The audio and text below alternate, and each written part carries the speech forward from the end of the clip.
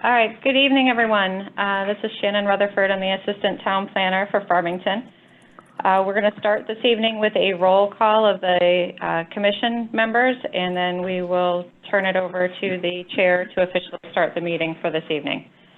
So I will start in alphabetical order. Barbara Brenneman. Present. Patrick Carrier. Here. Mike Rabulis. Here. Matt Pogson. Here. Inez St. James. Here. Marcy Schwartz. Present. Scott Halstead. Here. John Vibbert. Here. And Keith Vibbert. Here. Thank you.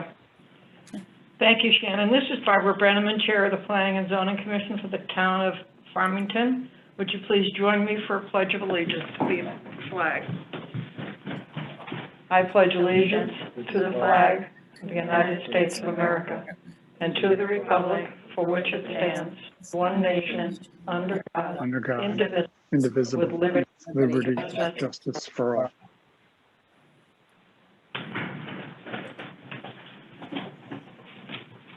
Thank you. I would like to open this meeting by having Inez read the call, please. Thank you, Madam Chair. Town of Farmington, Town Plan and Zoning Commission. Notice is hereby given that the Town Plan and Zoning Commission will hold an online public hearing Monday, January 11, 2021 at 7 p.m. on the following application. 402 Farmington Avenue LLC, application for change of zone from BR and R80 to Special Innovation Zone, and site plan approval for multifamily development at lots 40 and 40B1 Farmington Avenue, also known as 8231 and 9249 Farmington Avenue, to the rear of 406 Farmington Avenue. At these hearings, interested persons may be heard. A copy of these proposals is online at https://www.farmington-ct.org/government/town-plan-zoning-commission/hearing-documents, or please call the Planning Department at Farmington Town Hall at 860-675-2325. Dated at Farmington, Connecticut, this 23rd day of December, 2020. Town Plan and Zoning Commission, Barbara Brenneman, Chair. For the record, should I announce this is a public hearing that's been continued, or should just leave it? That's okay. It said it was tabled up on the screen. That's okay. Going forward, according to the agenda, I'll go to new business. The first issue is Farmington Fuel LLC sign application for 989 Farmington Avenue. Thank you, Madam Chairman, if I might. Attorney James Iogas, 104 Bellevue Avenue in Bristol, for the applicant. This is the application for signage permits for this location at 989 Farmington Avenue. The signs are part of your package, of course, and they fit into the existing sign structures that are currently located on the property. We understand that with respect to the freestanding sign, that the existing sign there is 50 square feet. The design of our sign is going to be just slightly smaller than that at 49.5 square feet.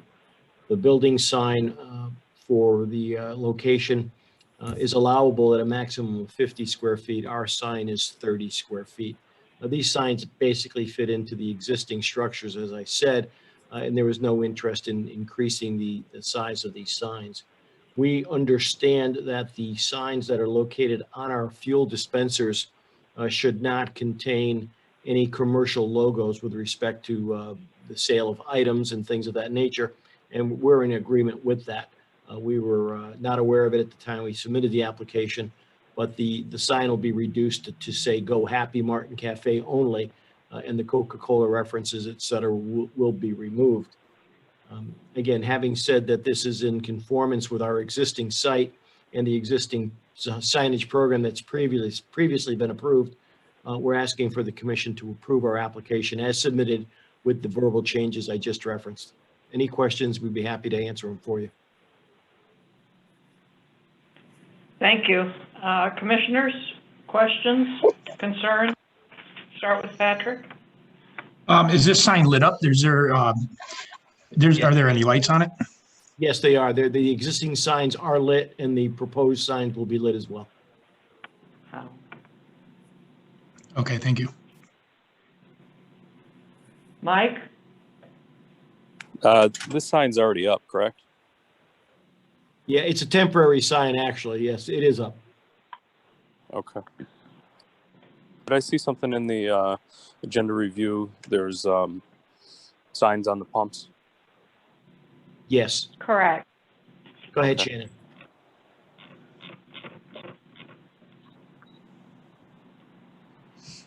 That was the reference I was making to the signs Oh, on the okay. pump, and it says ice cold. Gotcha. Okay. Coca-Cola. That will be removed at the bottom. Okay. And the reference to Gatorade or Power will also be removed. Okay. All right. No further questions. Thank you. Matt? Yes, can you clarify the lights on the standing sign, the freestanding sign, please? Yeah, that's internally illuminated. Historically, it's currently in that situation, and all we're going to be doing is replacing the placard, so to speak, so it says "Go Happy" now instead of Sunoco. And we're going to do it with the same parameters of the Sunoco sign, only slightly smaller. Have we allowed any of the other, I believe when the Cumberland Farms on Route 6 came in, there was a big issue with the internally illuminated signs. Although Sunoco had the internally illuminated sign, I think that one lit up, if I recall correctly. Is this something that this isn't, it's non-conforming, so it's not something we have to keep. Are we planning to keep this as being an internally illuminated sign? I guess that's open for a discussion with the commissioners. I'm sorry, is my mic seems to be reverberating. Is that coming through okay for everybody? I can hear it. Yep. Okay. Besides that, the sign that's on the, actually on the building itself, that's going to be located lower on the building. I believe you have a temporary sign there now. Is that correct? Yes, I think there's a example. Shannon, if you could hold down, please.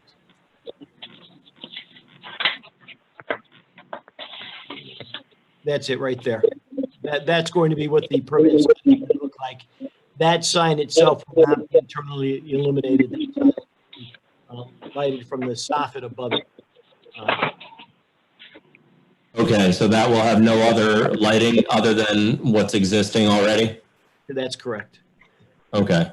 I know when this was originally built, this had the Henny Penny sign up on top. So this will be in the place of that sign, I assume. There will be no other signs on the building other than this? Just the one sign, that's correct. This is 30 square feet. Okay. Shannon, a question for you. When this just exchanged hands, there used to be a hedgerow out in front of the property that was removed. And since then, there's also been several lights that have been put up on the posts. Are those things that were on a site plan previous to this? Have you reviewed that to know if it was something that has been altered that needs to come in here for our approval? I believe we're aware of some of those changes, Matt, and we have spoken with the property owner, and our understanding is they do intend to come in for site plan approval. Okay, so they're going to come in and address some of those lighting issues. And the landscaping as well, Commissioner. Okay. Also, there are two dumpsters there. One of them is outside of the enclosure at this time. Is that something that has been discussed and will be coming in as well? That is correct. Okay. I've had an opportunity to review the preliminary site plan, and I can tell you from my personal observations of the site plan, those issues are being addressed. Okay. Finally, would you be adverse to having a dimmer on the light, the internally illuminated sign, if it remains internally illuminated, to ensure that it is not excessively bright? Yes. I know. Yes. Sorry, go ahead. No, that would be agreeable. Obviously, we don't want it to be intrusive, and we'll be willing to put a dimmer on that if necessary. Okay, thank you. No other questions. Inez, Nothing new, thank you. Marcy, I have no questions, thank you. Scott, No questions, thank you. John,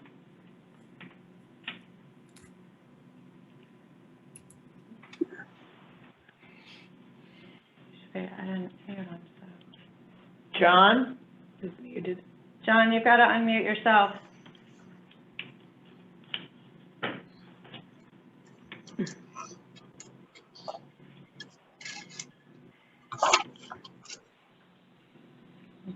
John, Can you hear me now?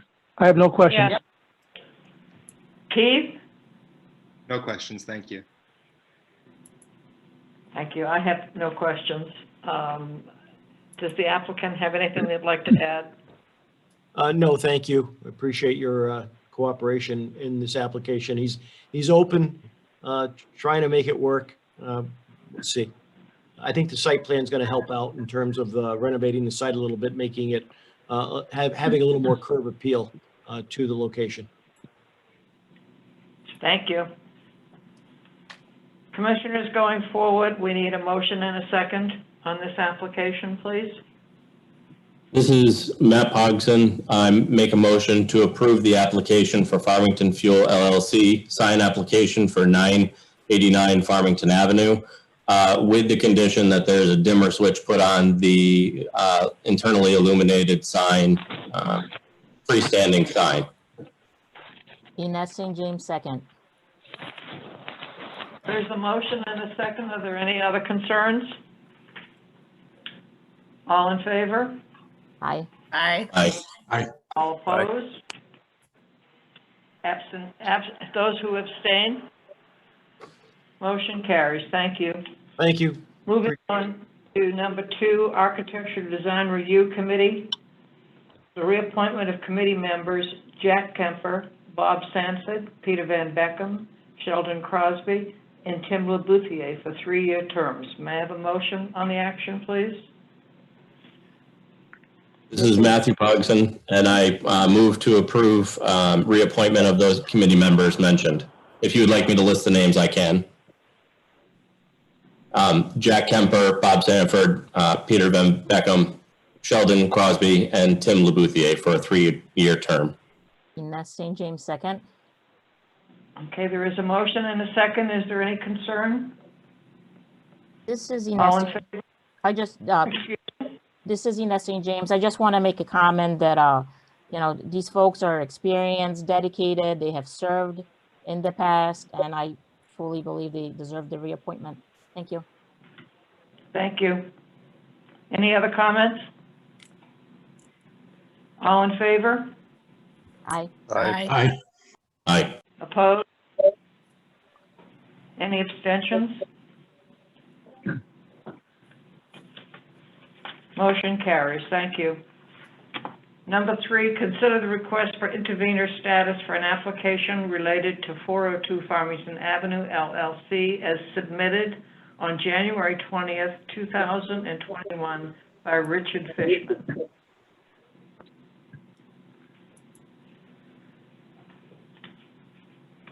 So we will need a, Who's talking? no, I think, can you folks, Somebody's got turn the mics off? Bibbert. John Bibbert?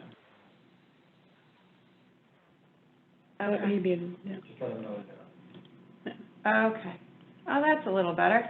Whew. Okay. Sorry about that, everyone. Yeah, getting your mics on mute after you finish speaking is going to be key for the success this evening.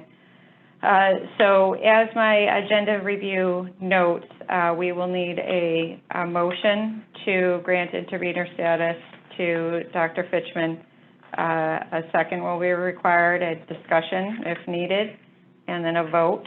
And I provided you our guidance from our town attorney regarding this, and noted that the petition for the intervenor status meets the minimum statute requirements, and he's recommending that the petition to intervene should be granted, and the petitioner allowed to make their presentation.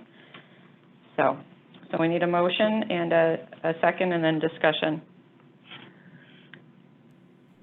This is Matthew Pogson. I would like to consider the request for the intervenor status and for the application for 402 Farmington Avenue, LLC, by Richard Fitchman.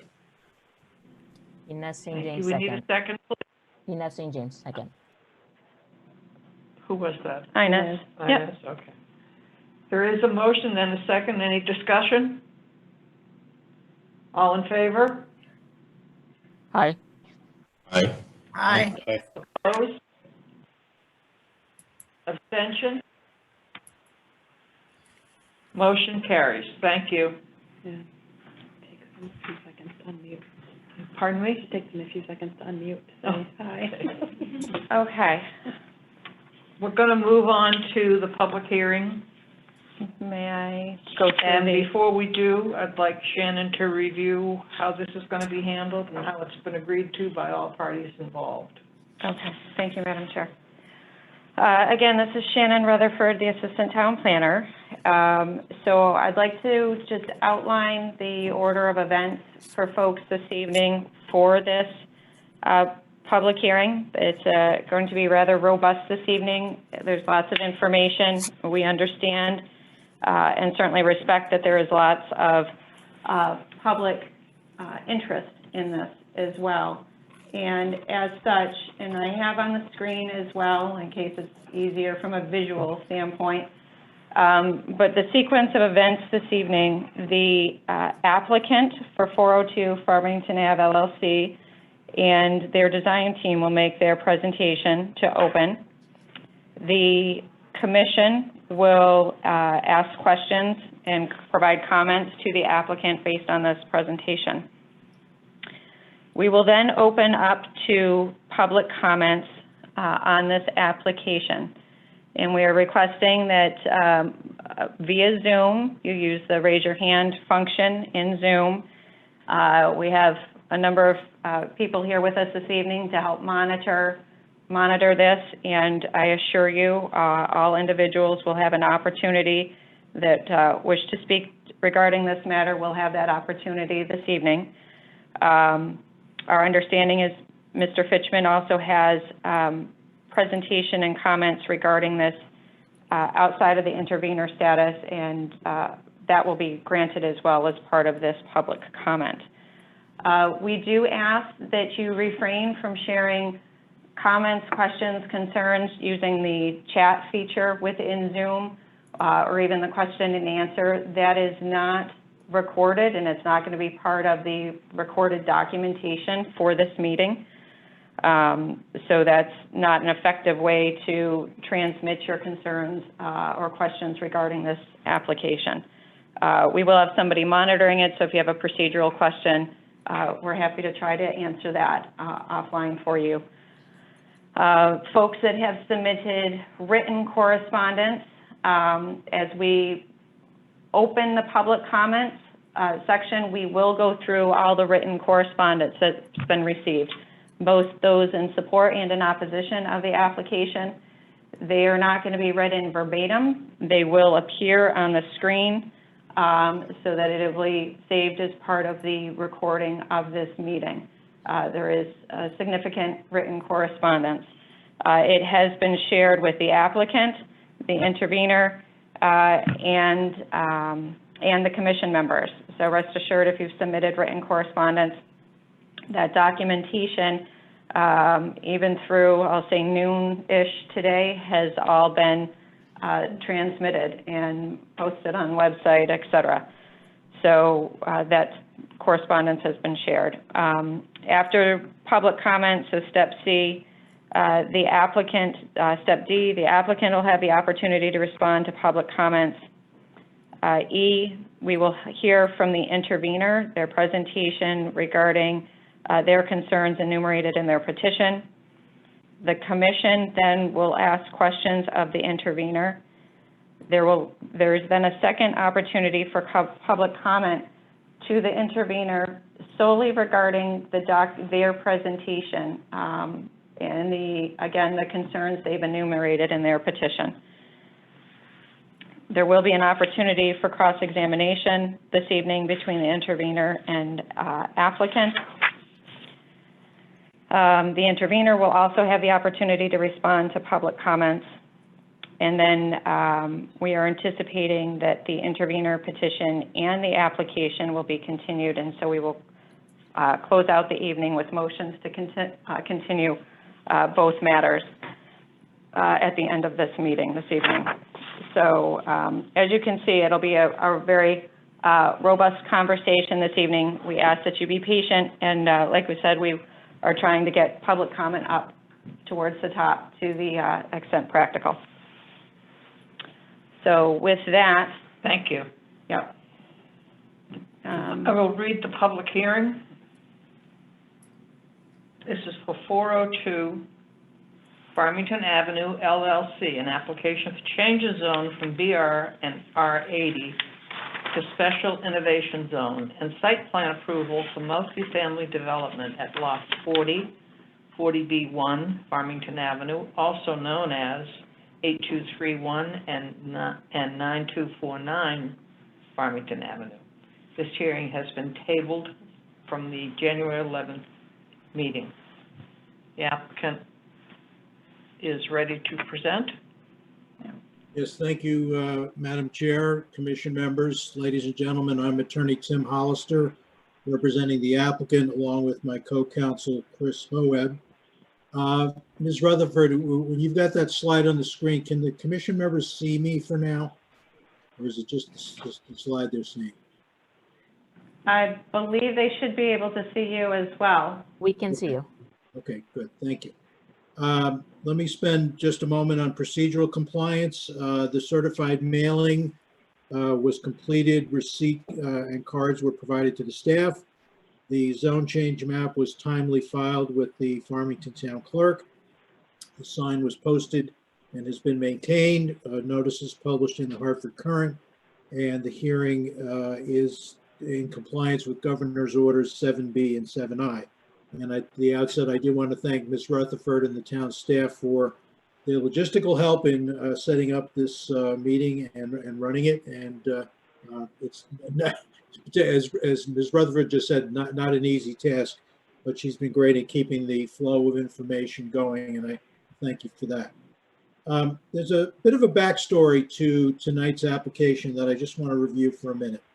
My own involvement, which sort of parallels the backstory, traces back to working with this commission and staff beginning in 2010 to draft what is now known as the Medical Office Campus Zone Regulations, which in 2010 pulled together a nascent, budding medical office area into a campus with coordinated circulation, parking, signage, lighting, landscaping, and other standards. Now, obviously, the MOC zone has been very successful. There have been numerous individual zone changes since 2010 to add parcels into the MOC zone and to coordinate uses with the other existing buildings. It's been my privilege to assist a number of applicants with rezonings, special permits, site plans for medical office and ancillary uses within the campus and along Farmington Avenue. So tonight's application is very much a continuation of and an effort to build upon the very successful process for the Yukon Health Center area that this commission has shaped and guided over the past 11 years. Now, just to go back into the middle of the backstory, by about 2014, the medical office core of this area had been established, but that led to the land use planning question. Does the medical office use, the core of the medical center, need supporting uses to solidify its success? And in 2015, this commission received what was called a Southern Healthcare Neighborhood Planning Study, which made a specific recommendation to solidify the medical office campus as a, quote, live, work, play, unquote, meaning not just office, but also mixed use, retail, and multifamily residential as uses supporting the core zone of medical offices. Then more specifically in 27 and 2018, the Plan of Conservation and Development Supplement was drafted and adopted with this recommendation, quote, to create a 24-hour community where people can live, work, and play without a car. What is clearly lacking is a supply of modern, high-tech, highly efficient, small rental apartments. Opportunities exist and the commission will act proactively to address this need, unquote. The commission then chose the mechanism of what is called a floating zone, which is a zoning regulation that establishes standards and rules for a particular use and identifies eligible locations, but does not yet apply the zone and the regulations to a particular piece of land. The regulation floats until the commission lands it, that is, officially rezones a specific property. So the Special Innovation Floating Zone regulation was adopted in late 2017, early 2018, but at the time, it was a what you would call a broad strokes regulation. Basic procedure, basic uses allowed, basic standards and dimensions, but overall needing a much greater specificity to guide the development of any special innovation use. Then more recently in May through July of 2020, Attorney Hoeb and I appeared before you on 3 or 4 different occasions to flesh out the basic regulation, to establish specific standards and limits for the types of development that would be allowed in the Special Innovation Zone. And I would ask that we make the minutes of those meetings part of the record of this hearing. But they set the stage for tonight's application, which is number 1, to land the zone, and number 2, approve a site plan that implements it. But the points of this backstory are that this process leading to this multifamily residential proposal has been in the public view for more than 6 years, and it is intended to complement and solidify the success of the medical office campus use. Now, with that introduction, the plan for tonight is the applicant is going to make its initial presentation covering all aspects of the Special Innovation Zone regulation and site plan, and just demonstrating compliance with the objective standards. Our goal is to make a presentation of about 1 hour. I actually have given specific time allocations to each member of our team. And then as Ms. Rutherford said, we will turn it back to the commission for public comment. So we would ask that we be able to make our initial presentation with the commission holding questions to the end. Before we start, a couple of notes. As you may, commissioners may have heard, recently, about 2 weeks ago, the applicant conveyed 4.6 acres at basically the west-southwest end of what was an 18-acre parcel to the Farmington Land Trust. That conveyance is done. It was not and is not conditioned upon approval of the zone change or the site plan. Very significantly, it creates an ecological connectivity with adjacent land trust parcels because the land trust owns land on either side of that 4.6 acres.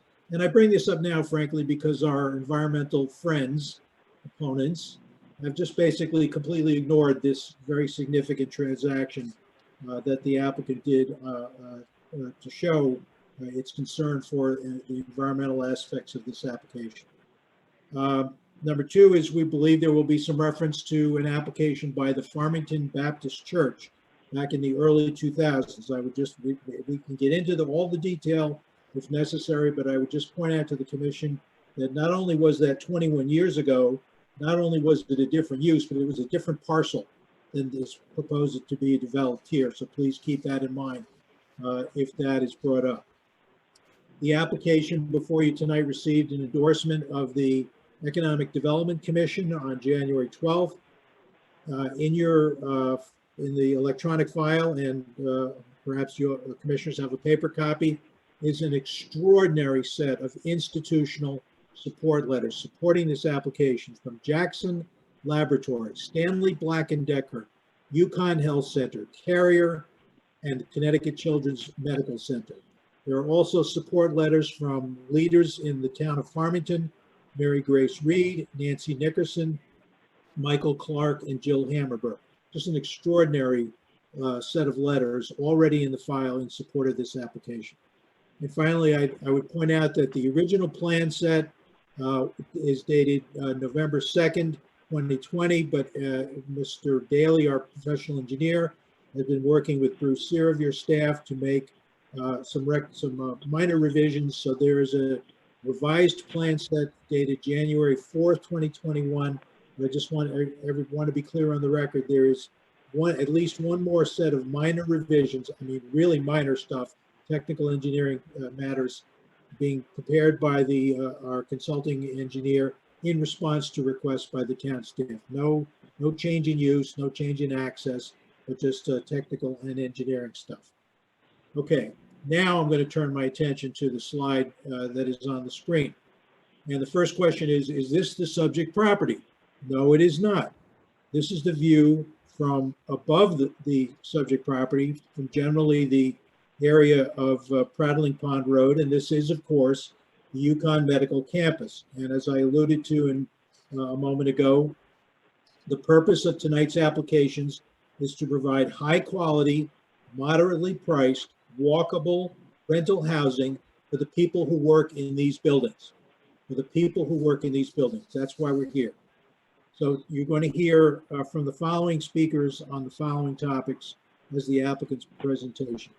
First up is Rebecca Auger, who is a certified planner with Malone and McBroom in Cheshire. We'll talk about the planning justification and special innovation zone compliance. Then you will hear from members of the Metro Realty team, Jeff Sager, Kyle Richards, and Ben Tripp, about the need for the type of housing proposed.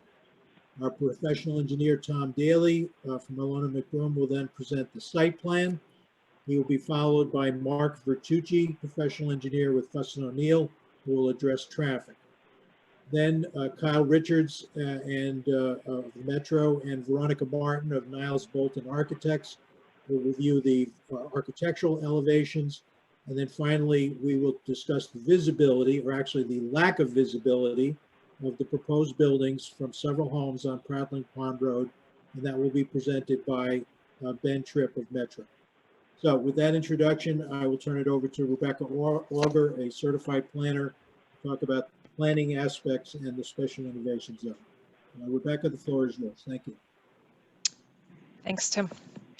I'm going to first take a step back to set a broader context before I then piggyback on Attorney Hollister's background story, because it's important to note that not only has the town focused significant energy and effort on planning for this neighborhood, but the state has as well. And so when we take a look at regional and statewide planning, this is a neighborhood that comes to attention. The Capital Region Council of Governments Regional Plan, adopted in 2014, identifies this neighborhood as a municipal focus area, and that's largely based on work of the Planning and Zoning Commission that they had put in at that time to planning for this area, but it's also a reflection of the state's investments and efforts within the area as well. The state's plan, both the current adopted plan as well as a proposed amendment that has yet to be adopted, identifies this area as a priority growth funding area, which means it's an area with sufficient density as well as public infrastructure, including sewer and water service, as well as transit, to support state investment in growth-related projects. The state's plan further calls for municipalities to enable development of diverse housing that the market demands, which is called out in the box at the lower portion of the screen. All of these indications from regional and state level planning efforts are supportive of this proposal tonight. Finally, getting back to your plan of conservation and development and the 2018 amendment, which highlighted this entire area, the Yukon Health Center neighborhood, which is outlined in red on the map on the screen right now, as an opportunity area for creating a walkable, live, work, play node that's centered around the health center and the commercial development along Farmington Avenue. The commission at the time deliberately chose to include the properties that are under consideration tonight into this neighborhood. And they even took it a step further by calling out an area of about 36 acres on Quarry Road, which includes properties under consideration tonight, as a development opportunity. In section 7.4 of the POCD amendment, it refers to this area as well as two other areas as areas that can support significant development, which would help to establish a 24-hour community and be extremely beneficial to the economic well-being of Farmington. Now, with access to public water, public sewer, access directly on Farmington Avenue and an existing signalized intersection, and a limited supply of undeveloped land within this outlined Yukon Health Center neighborhood, it made good planning sense to highlight this property as an opportunity. And by doing so, the commission clearly established that the highest and best use of this site is not low density residential, as much of it is currently zoned. And as for the portion that is currently zoned business, the types of retail and commercial development, which is generally small scale retail, neighborhood retail, food or entertainment type uses that are permitted in a BR zone, they're largely dependent on frontage on high traffic roads, which our site does not have. So again, this is the intention of this area that is spelled out in the POCD does not call for what it is currently zoned for. Next slide, please. The special innovation floating zone really codifies the intentions of the POCD and the objectives that were outlined by enabling greater flexibility in development and design to achieve your desired outcomes of that live, work, play node. The regulation establishes 3 criteria for approving the zone designation and development plan. The first criteria is compliance with the POCD, which I just talked briefly about and which you'll hear more about tonight in as far as this application providing the residential uses that are integral to a live, work, play environment. The second criteria is that the floating zone enables development that's more in keeping with the community's goals than the underlying zone, which I just discussed. The goals of the POCD are clearly not for low density residential subdivision on this site. And then the special innovation zone in this application better reflect the intention of the town and commission than either the R80 or BR zones. The third criteria is that the proposed project works in the neighborhood. And I'd like to address that with the next slide, please. So the proposed multifamily residential development use really extends an existing land use pattern. As you can see on this map, we have our development site in the lower left corner. And to the northeast of it are more than 360 existing multifamily dwelling units in a long stretch of multifamily zoning district. So the existing multifamily development pattern has existed for since the 1970s. I believe most of those developments were built in the early 1970s. So this is not a new development pattern for this neighborhood. And those existing multifamily communities have served and continue to serve as a transitional area, stepping down in intensity of land uses from the commercial core along Farmington Avenue to the lower density residential to the west of those multifamily developments. And so this proposed project would really just continue that existing land use development pattern. But in addition, the access of our site is provided only through an existing signalized intersection on Farmington Avenue. There is no access to the west. And so though the site actually lacks frontage on Farmington Avenue, it is primarily oriented to Farmington Avenue. And the proposed dense residential units of the sites is in keeping with the type and intensity of development that is already on Farmington Avenue, and even in other adjacent sites, which include a DPW facility, medical office building, and the state's 138,000 plus square foot research facility. So for all of these reasons, the proposed development really would work within the neighborhood as the commission is required to find in approving this application. Next slide.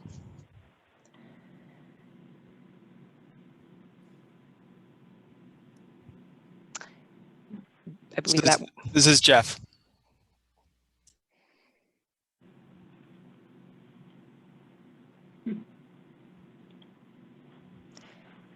Mr. Sager, you on? Oh, yes, I'm sorry. Good evening. Shannon, can you hear me okay? Yes, we can. Okay. My name is Jeff Sager. It's a pleasure to be here with you this evening, Madam Chair, members of the Farmington Zoning Commission. I reside at 15 White Oak Road. So driving down Farmington Avenue, it's easy to miss all the incredible things that go on that stretch of land between exit 39 and the reservoir. But when you walk through the buildings and start to meet and converse with the incredible people who work here, that's the wow moment. That's the aha moment. That's when you realize that quietly, over the last 20 years, through a public-private partnership, this neighborhood has transitioned from a suburban office environment outside a standalone hospital to a real, true life sciences and medical cluster. And all residents of the town of Farmington benefit from the world-class medical care available in our town. The discoveries, the growth, the success in this neighborhood is being driven by innovation. And the pace of that innovation is increasing.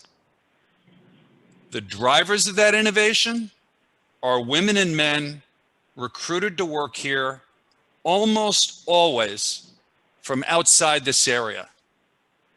But recruiting talent is fiercely competitive.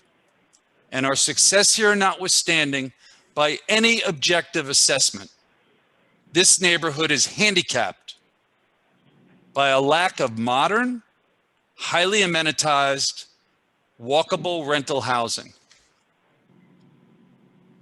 Our objective with this application is to start to fill that void. And if we are successful, we believe that will change the dynamic of recruiting talent to this neighborhood. And that will contribute to the long-term sustainability of what we have all achieved here. Who are these innovators? Let's start with the scientists and researchers. You have some of the smartest, most dedicated people imaginable, working tirelessly to develop cures for diseases, to extend lives, to improve the quality of lives. These healthcare professionals are making an impact on medical therapies worldwide.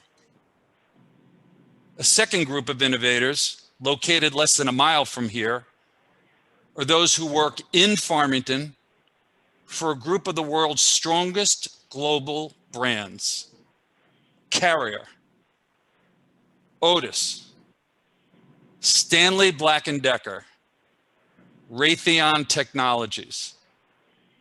Each of these companies is laser focused on innovation. And that innovation is driven mostly by individuals recruited to this area from all over the world. And most importantly, our third group, the women and men at Yukon Health and all the medical facilities in this area who deliver public health services 24 hours a day, 365 days a year, who put their lives, their well-being on the line, all for our benefit. People they oftentimes don't even know.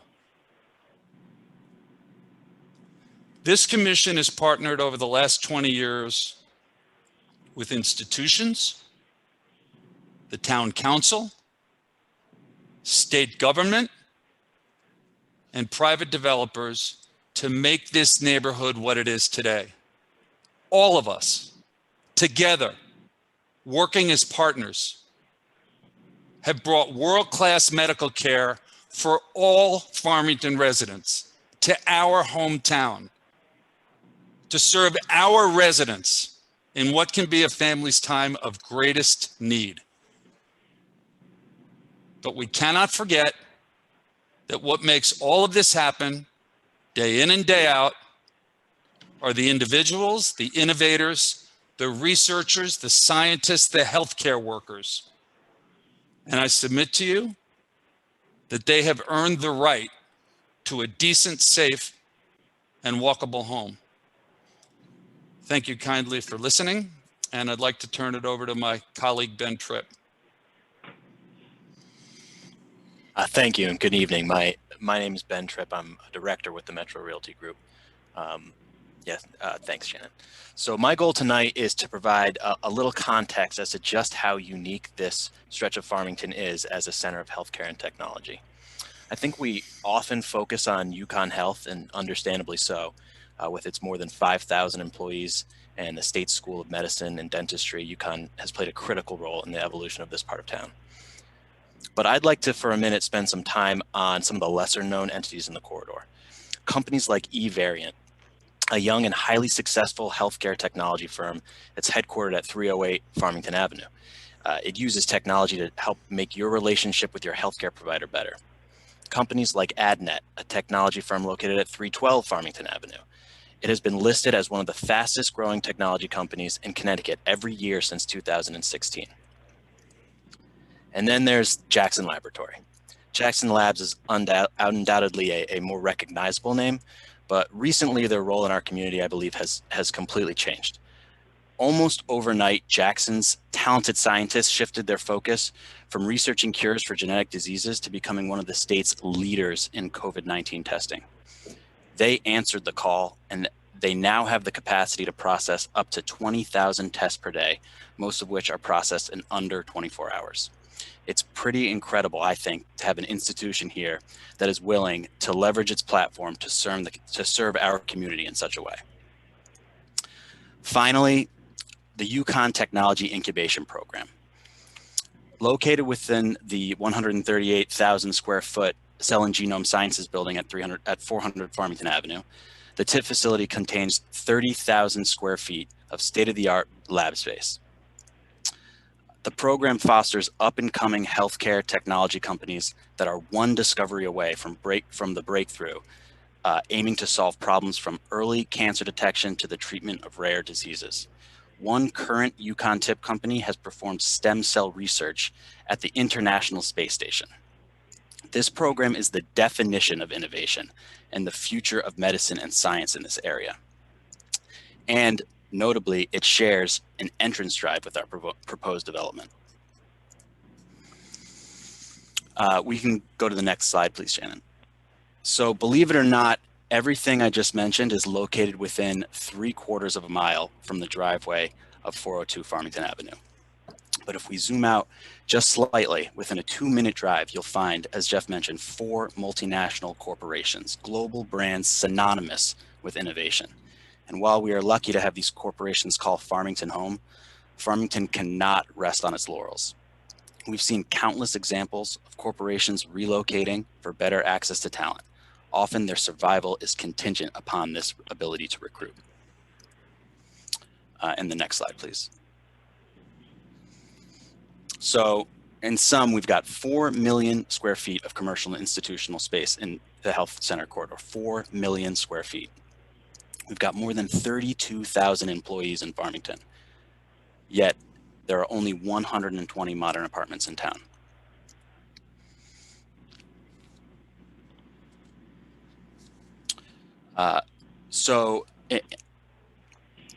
Many of the companies and institutions I just mentioned have consistently expressed a need for housing to Farmington's Economic Development Director, Rose Ponte.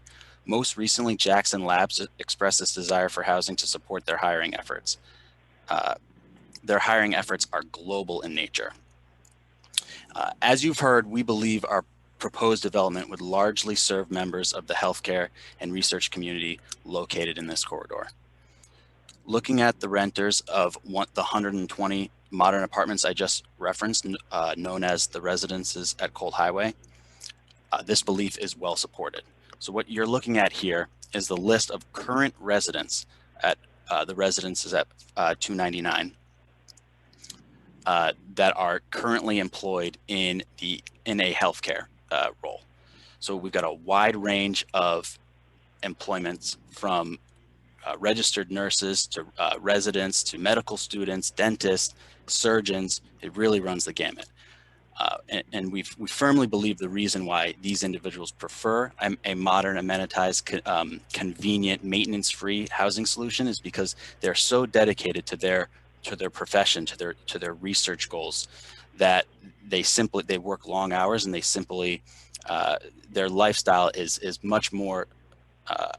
They're much more accustomed to being able to come and go conveniently and not be tethered down to homes with maintenance requirements. Also notable, as you can see here on the right side of the screen, is where these individuals are coming from. As previously referenced, these recruitment efforts are almost always coming from outside of the market. We see people routinely coming in from major metropolitan areas across the country. And with that, I will turn it over to Kyle Richards. Shannon, can you hear me? Yes, we can, Kyle. Okay, great. Thanks, Ben. So for the record, my name is Kyle Richards. I'm with the Metro Realty Group. And as Ben mentioned, this Farmington Avenue corridor has over 4 million square feet of clinical and research space, and over 6,000 healthcare and bioscience workers. And what those vital workers desire is a safe and walkable environment with rental housing in proximity. So what we're proposing to work with the town to design and install the missing link of sidewalk along Farmington Avenue in front of Farm Glen Boulevard. And this will not only connect the proposed housing shown on the bottom left portion of the screen to the hospital, the medical and dental schools, Jackson Labs, the Children's Hospital Farmington campus, but it will also complete the loop for the entire ecosystem. We're also proposing to work with the DOT to upgrade the pedestrian walk phase across Farmington Avenue so workers can more safely and efficiently cross the street. Next slide, please. So to orient you on the land parcel, the total site is 18.71 acres, and the development is proposed exclusively on the northern 8, with 10 acres, over half of the total, being left undeveloped. The southern 4.6 acres, as Attorney Hollister mentioned, have been gifted as of last week to the Farmington Land Trust to be held in permanent conservation. We worked closely with the Land Trust, as did our environmental professionals, to determine an area that would join logically with their adjacent 23-acre land parcel, which is, many of you are familiar with the Bancroft property. Next slide, please. So on to the site plan. What we're proposing to construct is the most dynamic housing community in central Connecticut. What you're looking at is a single 4-story building that wraps around a half-acre interior courtyard. The building's proposed to be 45 feet in height and has a break in it on the south, that's the southwest side, to allow for good natural sunlight to get exposed into the courtyard. The building will contain 146 apartments made up of varying unit types of studios, 1s, and 2 bedrooms. There'll be 85 total garages made up of both internal and detached. And the garages we've really found to be an important competitive advantage to our communities. So this site plan is the result of many, many hours, and trust me when I tell you, dozens of iterations but I wanted to spend a few minutes on just two key aspects to give you some context as to why we made certain design decisions. So first is the decision to construct a single building. So by constructing a single structure, we were able to keep the building in the middle of the developable area. So the innovation zone allows for a 40-foot building setback from property lines, but our structure is between 102 and 162 feet from the various property lines. So what you're more accustomed to seeing is a scattered site with multiple buildings, typically lined up along the periphery with the parking in the middle. We did the reverse. Additionally, we decided on a single building wrapped around a courtyard, so the activity in the common areas are contained and private from their surroundings. The next decision was to concentrate on the development, to concentrate the development onto the northern side of the site, leaving 10 acres undeveloped. We thought it made great planning sense, as you've heard, to keep the multifamily development in part adjacent to the existing high-density residential development to the north. As Rebecca Auger mentioned, for around 40 years, there's been a well-established multifamily development trend, one that runs almost a mile over 366 residences. We desired a continuance of this exact trend. And then lastly, was impervious coverage. We were able to keep the impervious coverage very low at 28%. And we've heard, of course, of the importance of impervious coverage from this commission. I believe Commissioner Pogson and others made mention during previous Innovation Zone meetings. So rather than sprawling the development across the entire parcel, we feel it is more responsible development to limit the disruption area and thus reducing the impervious coverage ratio. With that, I'm going to hand it over to Tom Daly from Mylone and McBroom to give you a more technical overview. Thank you, Kyle. Yes, for the record, Tom Daly with Mylone and McBroom, professional engineer. And we work closely with also CR3. This is their rendered site plan that we work closely with. But I'd like to walk you through more of the details of this site plan. On this particular plan, north is pointing to the right. So to orientate you, have north to the right. We at the top of the map is west. To the left is south, and obviously bottom to the map is east. Off map to the south is what people have referred to this evening as Quarry Road. Essentially, it is we use the term, but it's essentially just a driveway that comes up through here. It comes off just at the Yukon property traffic signal, and it travels about 955 feet to where you see it starting on this plan. Currently today, that driveway includes utilities, the binder course of pavement. As part of our application, we will be installing new curbing, lighting along that driveway, and actually a sidewalk connection all the way out to the traffic signal light. And ultimately, we'll have to put the finished course of pavement on it. But as you can see, just as you come onto this map, you'll see a kind of a double line going off to the right. That's actually a 30-foot gas easement that's actually been in place since, I guess, since the 50s. That's a gas easement that goes right through this property and then also towards the town landfill site. So, but as you come up through this site, you'll climb slightly. So at the gas easement, we're about elevation 364. And then as we climb up, we have a boulevard drive that brings the residents to really stop sign control. But at this location, you're really greeted with some views into the central amenity space. As Kyle indicated, it's about a half acre, actually about 25,000 square feet of this interior landscape area with pool and other amenity spots, barbecues for the residents. But even outside that, there's a green space that kind of flanks and frames the front of the building. That alone is about 9,000 square feet.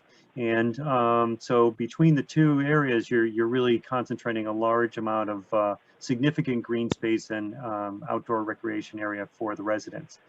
But as you turn right at that stop sign, the corner of the building where Shannon is showing the cursor is really the interior amenity space, and that's really the front door of the building.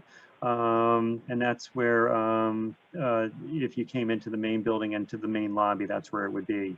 But as you wrap around the building, we have perimeter parking. Another thing, as Kyle indicated, by designing a building this way, what you could see is not large parking areas.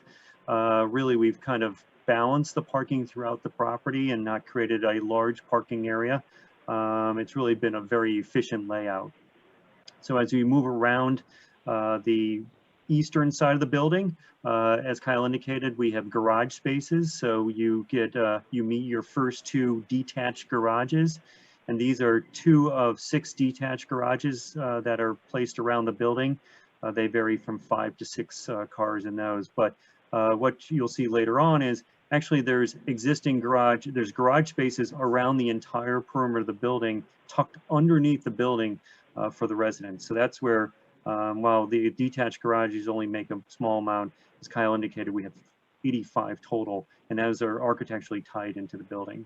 So as we move to the north, we have a small parking area, and we have a maintenance building in the back. This maintenance building will potentially just store even just pool equipment and those type of things during the winter months, and just obviously Metro is very, very conscientious of their maintenance of their properties. So this will be a small building that just allows that to happen easily. And as we wrap around, we meet 2 more garage spaces, two more detached garages. We come around the back. In the northwest corner, we do have an exterior recycling area, but I would let the commission know that actually there's an interior garbage room. So we don't have exterior dumpsters here because it's all contained within inside the building. As we move around, again, we have the remaining 2 exterior garage spaces, but your experience as you move around the building is very consistent throughout. But as also part of this application, CR3 has come up with a very attractive landscaping plan for the interior of the amenity space and also around the parking area. But I would put notice to the commission is your regulation as you wrote it has a very stringent requirement for perimeter landscaping. So CR3 has put together a very dense evergreen buffer that is located around the entire perimeter of the property as it abuts residential properties. That will be a evergreen buffer. And what we can show up in the upper left-hand corner is the type of species that are being put into that buffer planting. A variety of species. We have Colorado blue spruce, Norway spruce, white pine, and then we have some understory. So really trying to create a layered effect of that buffering. And many of these species are species that will grow to a very, very tall height over time. But we're still keeping some of the lower species below to kind of fill in at the toe of the slope. And ultimately that you'll see later on, but to give you an example is the finished floor, the first floor elevation of the building is at 388. This buffer is typically located about elevation 400. So it's about 12 feet above the first floor elevation. And the buffer is about 25 feet wide around the entire perimeter. One thing we should note is on the east side of the gas easement, we have our 2 stormwater basins of part of this project. There is wetlands located just beyond those, but actually the wetlands are not located on our property, except for a very small part. They're actually located on the Yukon property, but we have designed stormwater basins to provide both water quality and quantity mitigation. We're providing a 0 net increase in the peak runoff rates for the 2 through the 100-year storm event. And in addition to that, we have best management practices that provide water quality per the DEP recommendations. In addition, we also have water quality chambers prior to that. In addition to that, we've worked with John Stewart and our wetland scientist.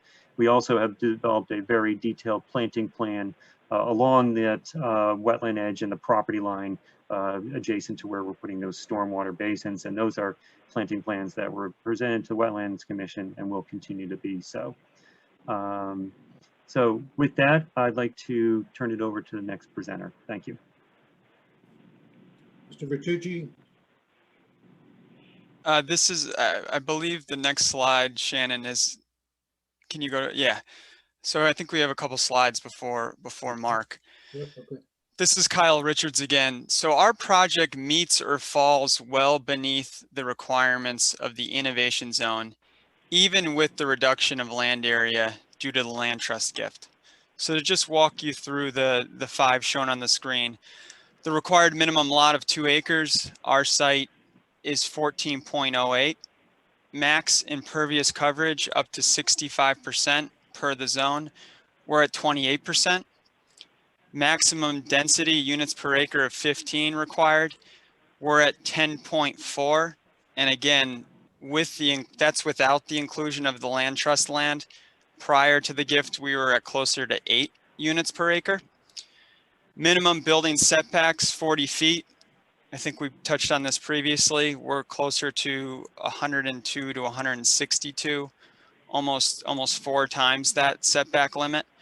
And lastly, our building height of 45 feet falls within the maximum height required threshold.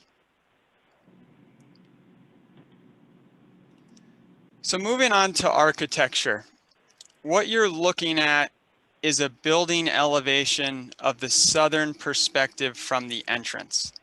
So what you'll note is the dominant material here is red brick.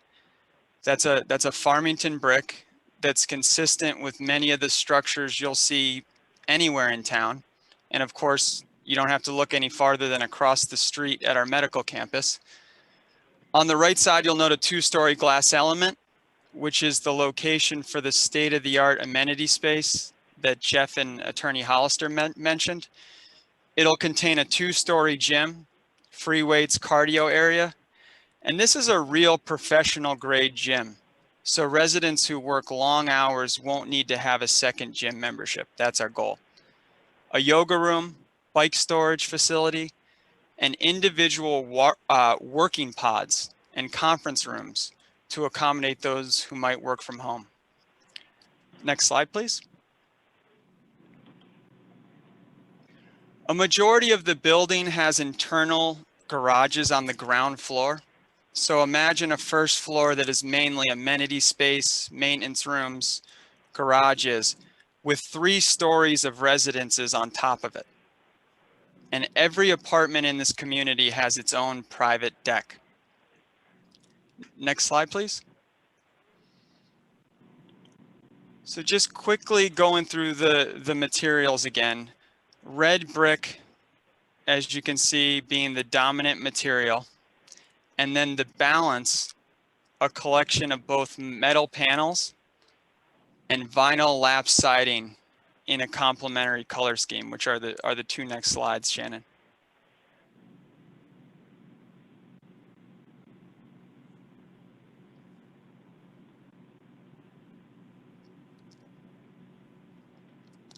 And then I think there's one more slide that emphasizes the lap siding.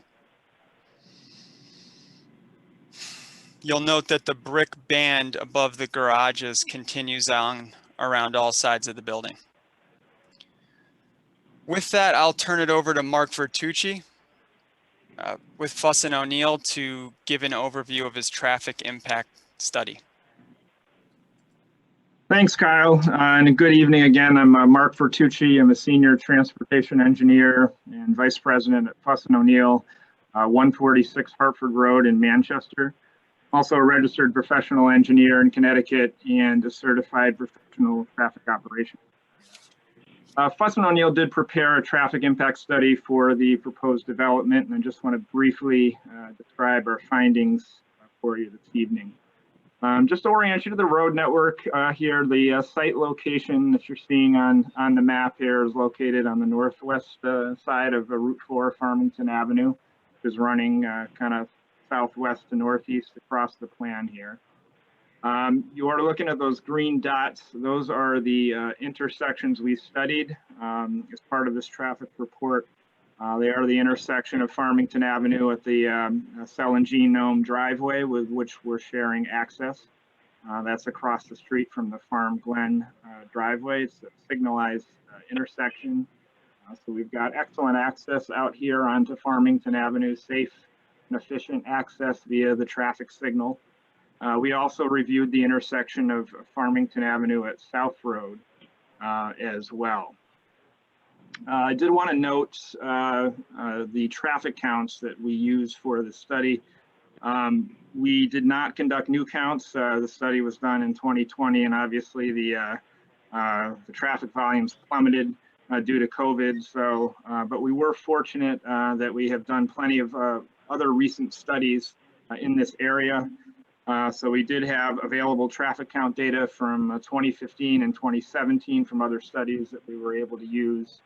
Those traffic volumes were approved by CONDOT, and they were grown by a 1.1% growth factor per year out to the 2021 design year to account for normal traffic growth.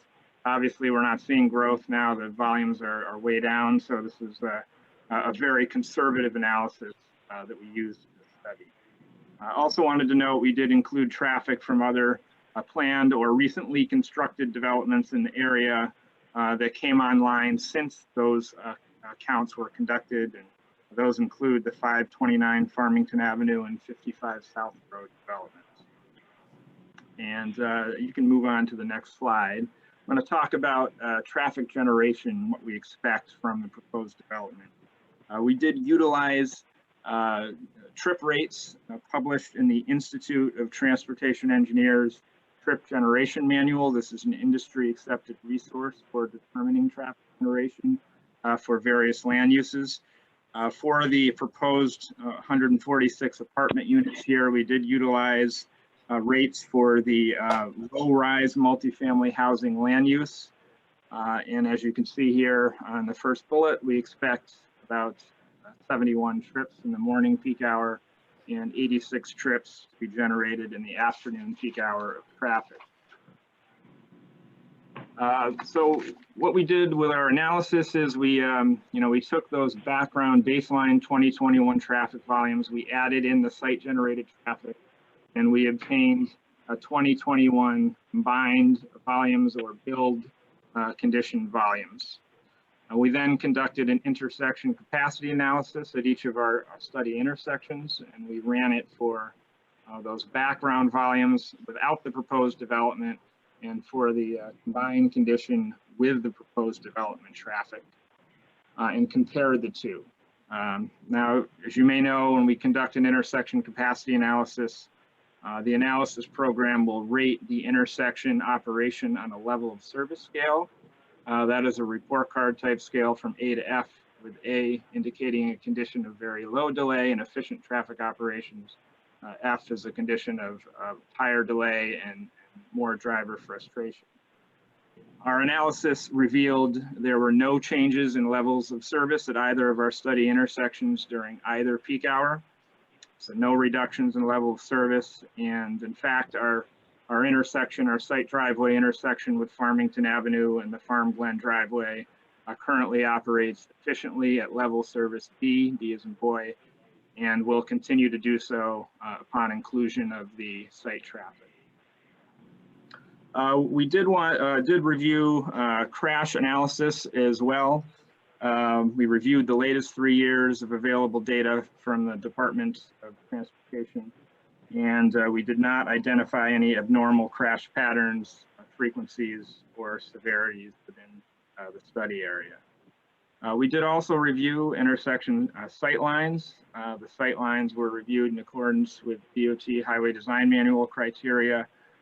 We did note in our field measurements some limitations to sight line due to some vegetation along the westerly side of Route 4, Farmington Avenue. There was also, the sight line was ultimately limited looking to the left or the northeast direction by the curvature of Farmington Avenue. So we are recommending a few things here. We're recommending a clearing and trimming of vegetation on the westerly side of Farmington Avenue, both to the northwest, northeast and southwest of the site driveway intersection. That will help the sight lines not only coming out of our driveway, but also out of, I guess what's called Quarry Road and the Hartford Healthcare driveway off to our just to our south. We're also recommending that the traffic signal have no overnight flash operation. So somebody coming up to the signal will always have either a red or a green indication. So it will never be flashed. And we're proposing a no turn on red restriction as well from the driveway approach to the signal. And you can move on to the next slide. I did want to just summarize the recommendations of our traffic study. Again, I just mentioned the no turn on red restriction, the no overnight flash, and the clearing and trimming of vegetation. We did have one more recommendation, and Kyle touched on this earlier in his presentation, but we are recommending that the traffic signal be modified to provide an exclusive pedestrian phase and also dedicated pedestrian signal equipment. Currently out at the intersection, there's just push buttons and they call basically the side street green light. We're proposing full-on pedestrian signal equipment here with dedicated pedestrian heads with countdown timers and an exclusive pedestrian phase that when a pedestrian pushes the button, the whole intersection will stop. Traffic will stop in all directions and enable the pedestrian to safely cross. This is an important recommendation as it will enable a safe walking route from the residences across the street and over to Farm Glen and the health center. With those recommendations, the conclusion of our traffic study is there will be no significant impact, no significant traffic impact from the development on the adjacent road network. Traffic can be safely and efficiently accommodated on Farmington Avenue. Before I turn it over back to Kyle, I did want to note this development will require a DOT review. We actually have 2 levels of DOT review. We will need an OSTA submission, a State Traffic Administration submission. We will also need a submission to the DOT District 4 office for encroachment permit review for the signal modification. So the DOT will be giving this a thorough look as well. So with that, I will turn it back over to Kyle. Thank you, Mark. So this commission in our pre-application meeting and the closest abutters on Prattling Pond with whom that I've spoken with have expressed an interest in the view that they might have of the proposed development from their respective properties. With this in mind, we had our engineer, Mylon and McBroom, using town topo maps, aerials, field observations, produce cross sections depicting what each of the neighboring properties might see when looking from their homes. So first, before we get into the cross sections, first taking a look at the distances between the neighboring homes and the proposed building. So starting with 52 Prattling Pond, the home closest to our proposed development at 221 feet away. For orientation, that lot is to the north of our proposed development, located, it abuts to the east, the Talcott Forest condominium complex. Moving to the west, up the ridge, and again, this is now a higher elevation, 44 Prattling Pond, 500 feet away, 42 Prattling Pond, 403 feet away, and then 40 and 38 Prattling Pond, 800 and 836 feet away, building to building, respectively. But in determining view lines, of course, distance is one of the important factors, but it's not the only consideration. You must also take into account grade change and any other visual obstructions such as forest. So the finished floor of our proposed building sits appreciably lower than the homes that surround it on Prattling Pond, with differences in finished floor gradient between 17 all the way up to 52 plus feet difference. Next slide, please, Shannon.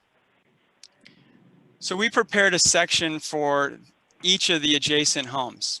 So this, starting with, again, 52 Prattling Pond, this home is in closest proximity to the proposed development. And what you're looking at on your screen, just to orient everyone again, on the left side of the screen in brown is the existing home at 52 Prattling Pond. On the right side of the screen, the structure is the proposed apartment community. At the top of your screen, you'll notice the distance between the two structures. That's 219 feet between the two. And then in yellow, you'll see what we call a view line. And the view line is taken at the most conservative level. Instead of putting it on the ground, we instructed our engineers to put it on the second floor. And then in between the view line, you see some of the visual obstructions. So obviously you take into account the grade change. This particular finished floor grade change is 17 feet between the home and the building. But there's also existing woods, it's an existing forest, and you'll note that there's a significant proposed evergreen landscape buffer, which Tom Daly mentioned. So you can see the landscape buffer, the evergreen landscape buffer, closer to the property line. Next slide, please. So this is 44 Prattling Pond. This home in particular has a 52-foot difference in elevation. And you'll note that it's 506 feet away. So again, there's a thick forest, existing vegetation, and then a proposed dense evergreen landscape buffer at the property line. Kyle, 506, not 60. Okay, yep, 506, excuse me. Next slide, please. This is 42 Prattling Pond, 435 feet from the proposed home, the proposed building to the existing home, with an elevation difference of 41 feet. This particular home has some clearing in the rear of the yard, so the forest begins more towards the rear of the parcel shown. But again, forest and proposed landscape buffer at the property line on our site. And then the last slide, Shannon, please. This is 38 Prattling Pond. This is Dr. Fitchman's home. This is 853 feet away, and I think this was the farthest home shown among the 5 on the previous screen. But again, there's a forest and then a buffer, and this one in particular is obviously, you know, I know that's a large number. It's approximately 3 football fields away. With that, I think that's the conclusion of our team's presentation. I'll turn it over. I think Attorney Hollister may have some closing remarks. Yes, thank you, Kyle, and thank you, commissioners. That's pretty good. When I said we would aim for an hour, I think we're just a few minutes over that. So there will be lollipops passed out to the team tomorrow. I do want to, before I finish and turn it over to the public, I do want to say a word about the environmental intervention, the so-called Section 22A19 petition that was filed by Dr. Fitchman through Attorney Ainsworth. The petition makes environmental claims of, quote, unreasonable pollution, unquote. The petition entitles Dr. Fitchman to make a presentation to try to prove his environmental claims. But there's a few things I'd like the commission to keep in mind as it listens to the intervener's presentation. The first is this petition can only address claims within the jurisdiction of a planning and zoning commission, as defined in the State Zoning Enabling Act and in the Farmington zoning regulations. Claims about impacts to wetlands, water courses, wildlife, things of that nature are simply not within the jurisdiction of a planning and zoning commission. We'll have more to say about that after the intervener's presentation, but just because they have filed an environmental intervention petition does not make you the environmental commission of the town of Farmington. You are still the zoning commission. Second thing to point out is that the applicant will respond to the environmental claims substantively, probably when we continue the hearing at another night. But the most important thing is what you did tonight is you accepted the environmental petition to allow Dr. Fitchman and his experts, his consultants, to make a presentation. But after the hearing closes, you will then need to take a vote, a separate vote from voting on the zone change in the site plan. You will then need to take a vote as to whether the interveners have proved their claims. You're going to take a second vote later on as to whether the interveners have proved their claims. And if they haven't, then they do not achieve intervener status at the end of the hearing. So I just want to give you a preview of what's coming up. So with that, Madam Chair and Commissioners, I want to thank you all again for your attention to our presentation and for allowing us to go through it, holding questions. And I will turn it back to you, Madam Chair and Ms. Rutherford. Thank you. Thank you, especially for being so timely. At this point, we would move on to the commission members with their questions to the applicant, and we'll begin with Mr. Carrier. Okay, yeah, so one question I have is the height. So the height is a maximum of 45 feet. And when I saw the elevations of the building there, so I see one wing that was higher, that must be an elevator or something. I'm trying to figure that out. Can you talk a little bit more about that? And also the view. So the neighbors to the west, they're up higher, and there is a substantial distance and also tree line. But let's say they could see the roof. What is on top of the roof? Is this like, I'm assuming you're gonna have rooftop units, although each apartment probably has their own systems. Can you talk more about that? Yeah, Mr. Richards, can you handle that? Yeah, sure. So, Commissioner Carrier, I think the first question relating to the structure on the roof, and yes, that is an access, that is a staircase and an elevator projection. So, as I understand the zoning regulations, projections, provided they're a smaller than 25% of the area of the roof, are permitted. So the 45-foot height is all of the parapets around the entire building will not exceed 45 feet.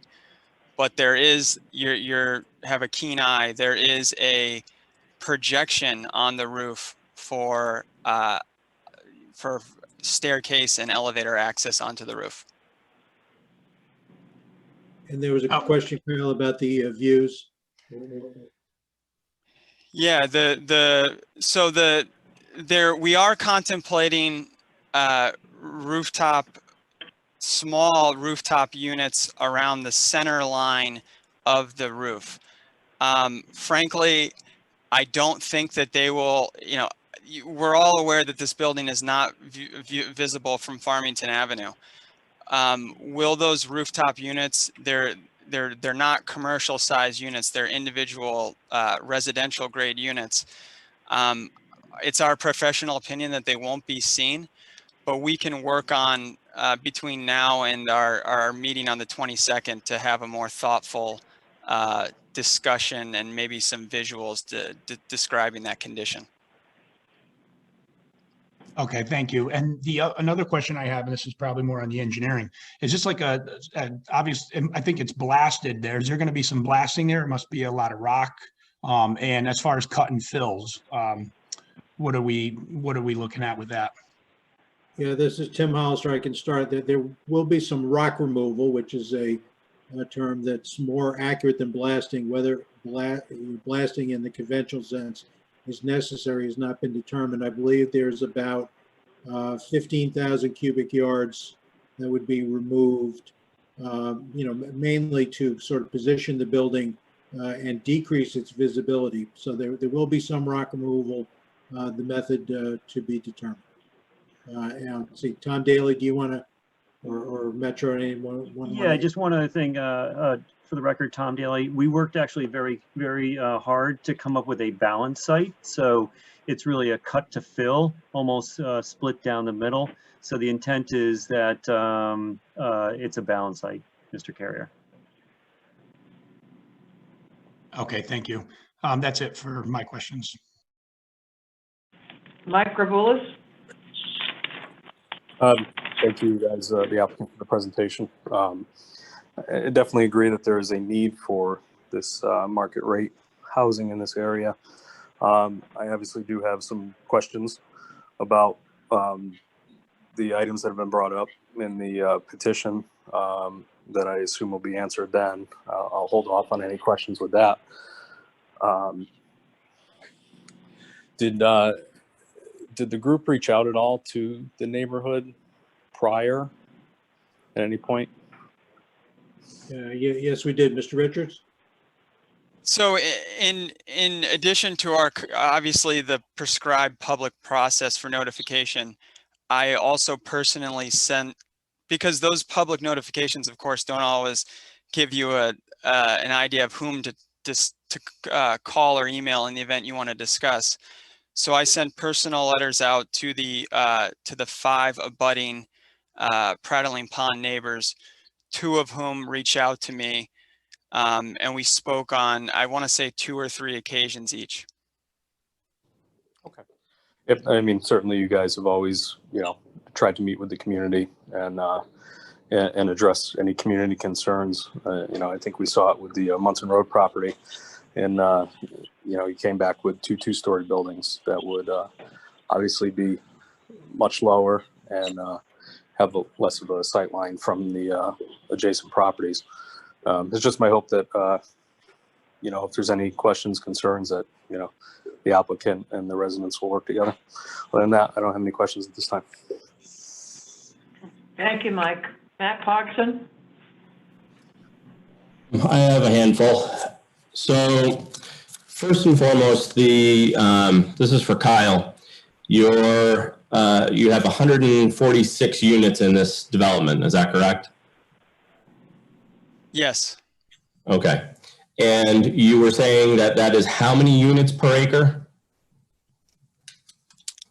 Shannon, would you mind going back to the, I believe it's just over 10, and that Commissioner Pogson, that 14 acres is after the donate. So we elected to donate the land in advance of this application, and so we originally had 18 acres. Had we not done that, it'd be closer to 8, but the 10.4 units per acre, again, is after the 4.65 acres were gifted to the land trust.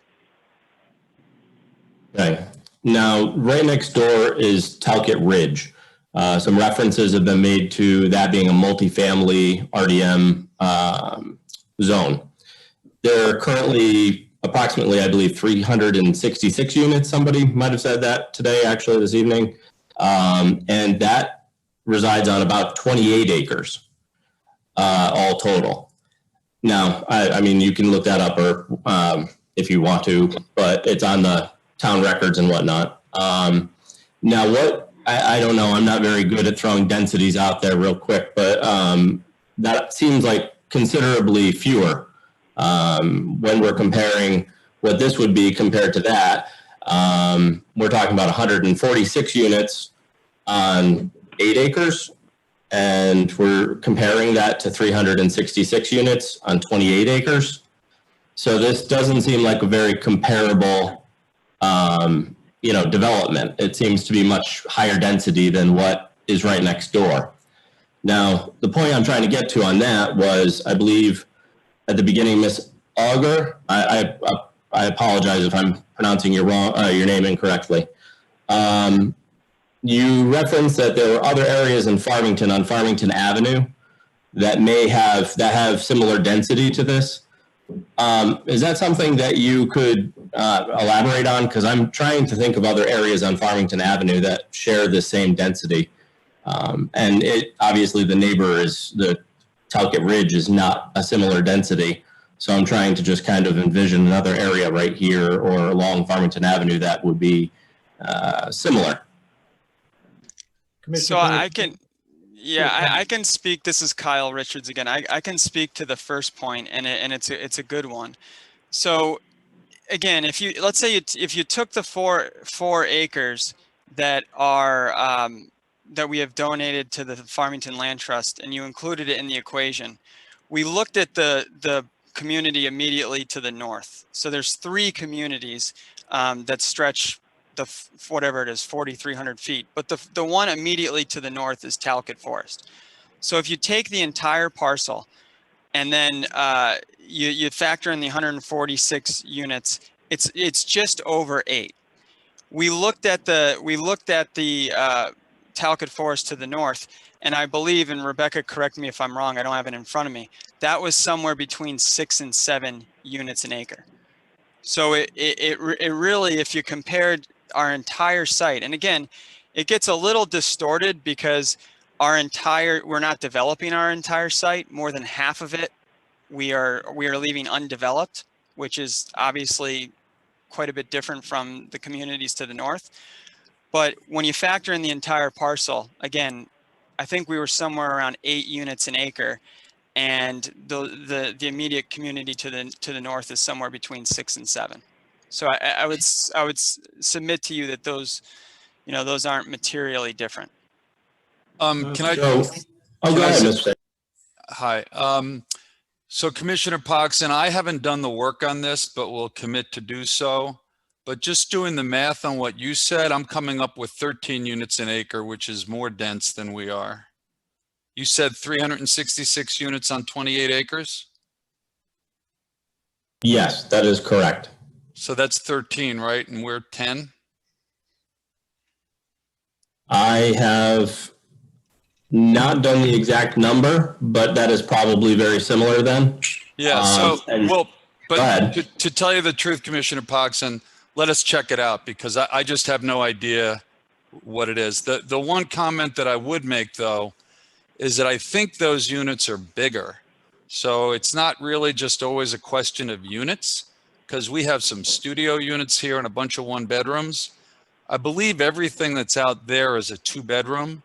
So if you look at overall mass, and I think every single unit has a garage, I think there's considerably more mass. But let us check all that out. No reason to speculate. We have plenty of time. I will agree. Mine is speculation. I'm looking at the numbers right now. I would like to see some firmer numbers. So thank you very much. You're welcome. To circle back on a comment that Mr. Richards just made, I wanted to clarify the area we continue to talk about is this section of 8 acres. And completely adjacent to that is another section which is not being developed. Now, using the words not being developed, I've heard not being developed at this time. Is that going to be a conservation easement, or is this going to be an area that could possibly be developed at a later time with a very similar sized building? Is that something? And it does look as if you have a small offshoot to your driveway there for possible future use in that direction. So I'm kind of curious about that. Yeah, I'll respond to that too, Commissioner Pogson. We have not studied that area. That area has some real environmental sensitivity and some severe limitations, and we haven't done any massing whatsoever on the site.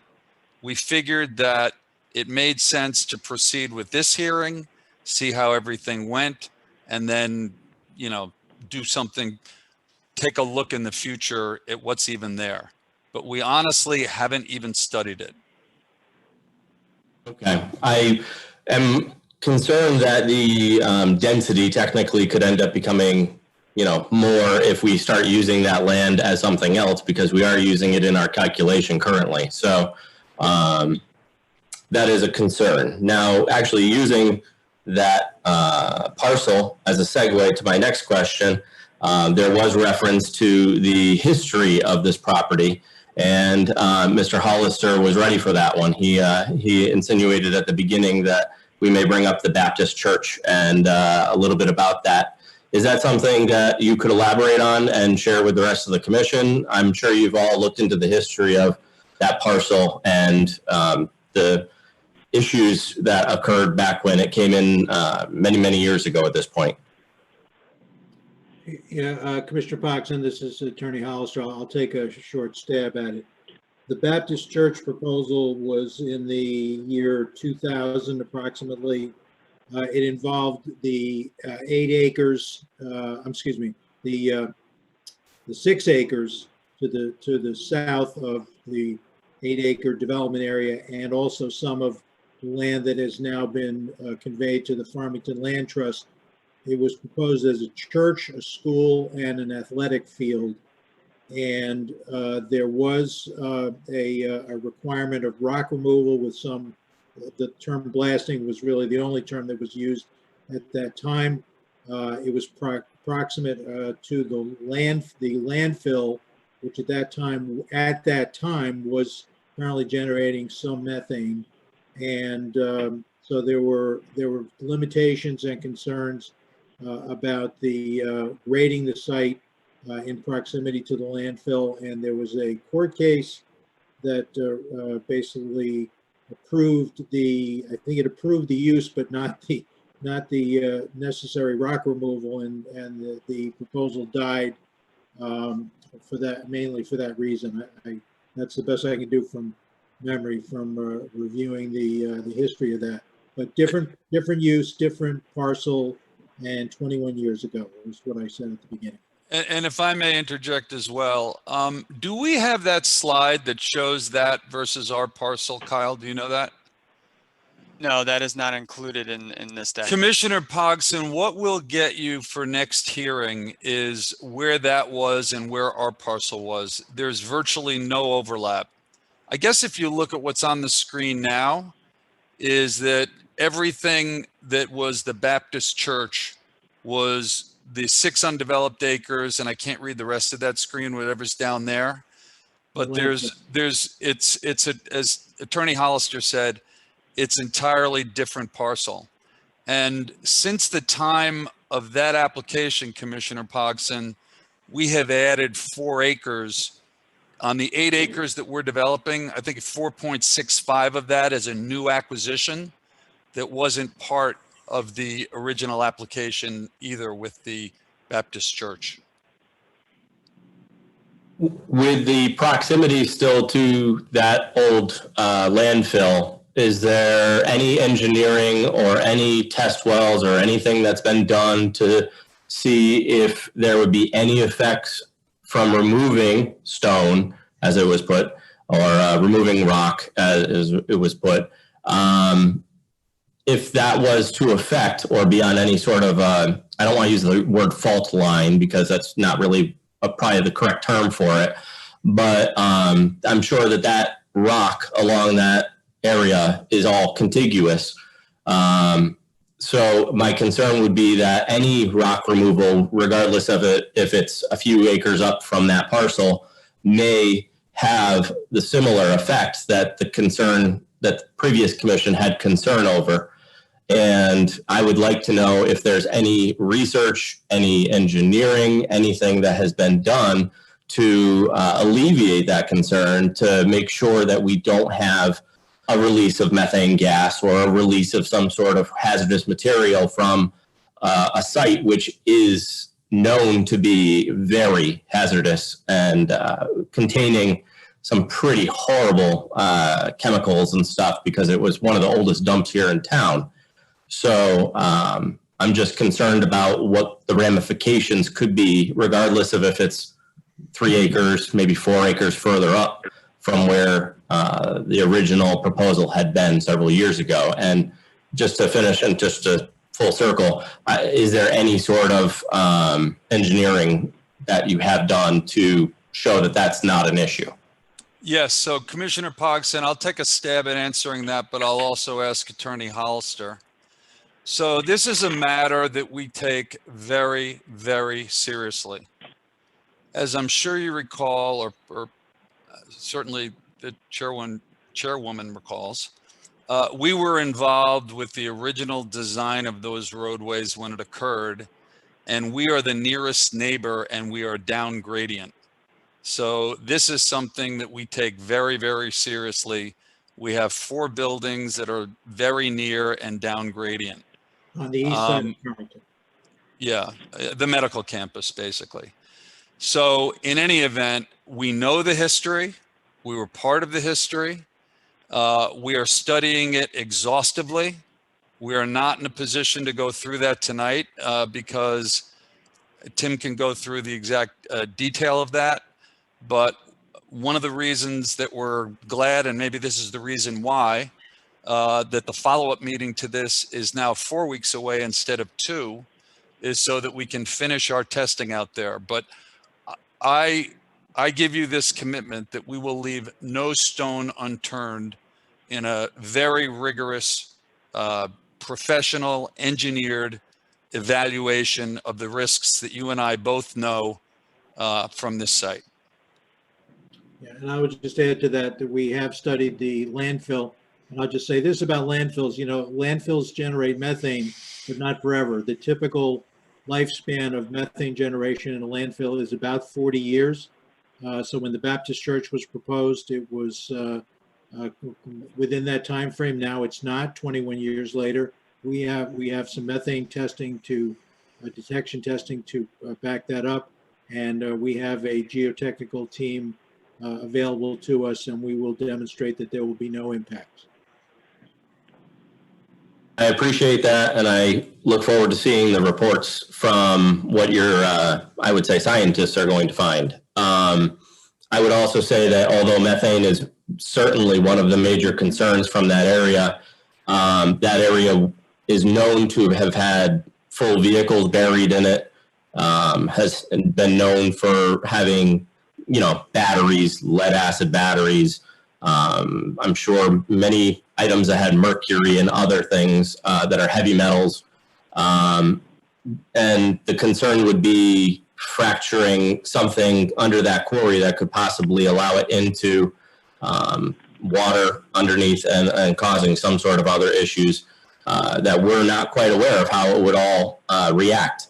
So I would really appreciate more scientific input on that, and certainly something that I appreciate you're taking the safety and the severity of the situation into account. The other thing, the last thing that I'll bring up this evening is the discussion about the traffic light. I know that the state will take a very close look at all of that. The discussion of having the style of light where you'd have a walking, you'd push the button and it would stop everything. There's already some queuing issues that come around from South Road on that. And if it was to come to a complete halt and not be synchronous with the other light at South Road, I could see that becoming a real nightmare. Obviously, I'm not a traffic engineer. That's not my specialty, and I'll leave that up to the state to make that sort of decision about it. But it's certainly something that I'd be more concerned about than just having the type of walk lights that we have currently there. Are there any other traffic signals in that general vicinity that have that style of walk light currently? Is anyone aware of that? Mr. Bertucci, can you answer that? I believe the signal at South Road, which you just mentioned, does have the same style. But there are, as I mentioned, we will be discussing this with DOT, but there's a couple of options here. One is to do a concurrent phase where you could push the button and the pedestrians would still get the walk signal and the countdown timer, but it would be concurrent with the side street traffic. So that, then eliminates the all the traffic at the intersection stopping, which can help with capacity. The other options, the exclusive phase that I mentioned, where all traffic stops. But I did mention earlier that this intersection operates at an efficient level of service B operation. So even if you incorporated an exclusive phase, you would still, even if it was called, have an efficient operation at this intersection. But you make a good point with the coordination. This is a coordinated signal system, so we will need to review with DOT how a pedestrian phase would impact the vehicle progression on the corridor, but we will be looking closely at that. Okay, I guess you guys are off the hook at this point. I'm all set with questions for now. I appreciate it. Thank you very much. Welcome. Thank you, Matt. Inez, do you have questions? I do. I overall find the whole medical community growth absolutely fascinating. I think that we need to look at housing and support what we already have. So I think housing is a good thing in Farmington, and we need a lot more of it. Catch-up housing has to be done responsibly and in a balanced fashion. I don't think we want to overtax the ecological resources through excessive development. And the attractiveness of Farmington community is how conservative we are with the development of the business base. And we have agriculture, we have open space. I think that makes us very unique. I also worry a little bit that when the small town feel is gone, it cannot be replaced. So we have to be very careful. Talking about this project and the lighting, I also have concerns about this traffic light. I did go into the site, I pulled in. The visibility isn't great, but I think the traffic guy mentioned that you're going to be doing some clearing. I have a small car and I had to pull up pretty far into the light to be able to see both left and right. You did say there will be some clearing. Did I hear that? That's correct. We are recommending clearing in both directions from coming out of the intersection. Awesome. Definitely. I think it's needed. I noticed something about flashing signal. So I travel that road quite a bit, and at night it's a flashing signal. Are you changing that? Because I think it should still be that. So the flashing operation it's basically when it's in flash, it's operating as a stop control on the side street. So when you have the the sight line issue that I mentioned, particularly looking left, because there is a sort of a crest in the road as you look left, which ultimately limits the sight line. So if you eliminate the flash operation and it's a normal signal operation 24 hours a day, then that ensures anyone coming out of the driveway is always getting either a red light or a green light. So it takes the the option away for them to exit in a potentially in a condition where you have a limited sight line. I understand where you are going. Like I said, I travel that road every day, and I think at night, I just think it's more problematic. People drive very fast in that section. So when I was there, I really, really wanted to exit through Hartford Health. Do you know what I'm talking about? Is that gonna be blocked if this project comes through? Because I did not want to go around. I don't know, naturally I'm like, oh, there's a driveway. I can just cut through Hartford Health. It's nice and open, it's paved. Yeah, I believe, go ahead. I'll answer that. Commissioner St. James, that is not our intention. I'm not sure we have that right. Having said that, I don't see any reason our traffic needs to go through that site at 406 Farmington Avenue. So I will commit to look into that for you and get back to you next week. Maybe just signage or something, because that's where you want to go. You see Farmington Avenue through it. So thank you. A shortcut. I get it. And not wait at the light. Yep. Exactly. Yeah. All right. So so I'm okay with that. Hold on. Here are my notes. All right. So these will be apartments, studio, 1 and 2 bedroom. So like precisely, what's your target market?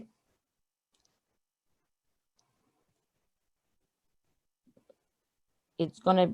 Yeah, this is Kyle Richards. So you never can tell definitively, of course, but we estimate based on we have a community that's 2 miles away, but it's not walkable to the health center.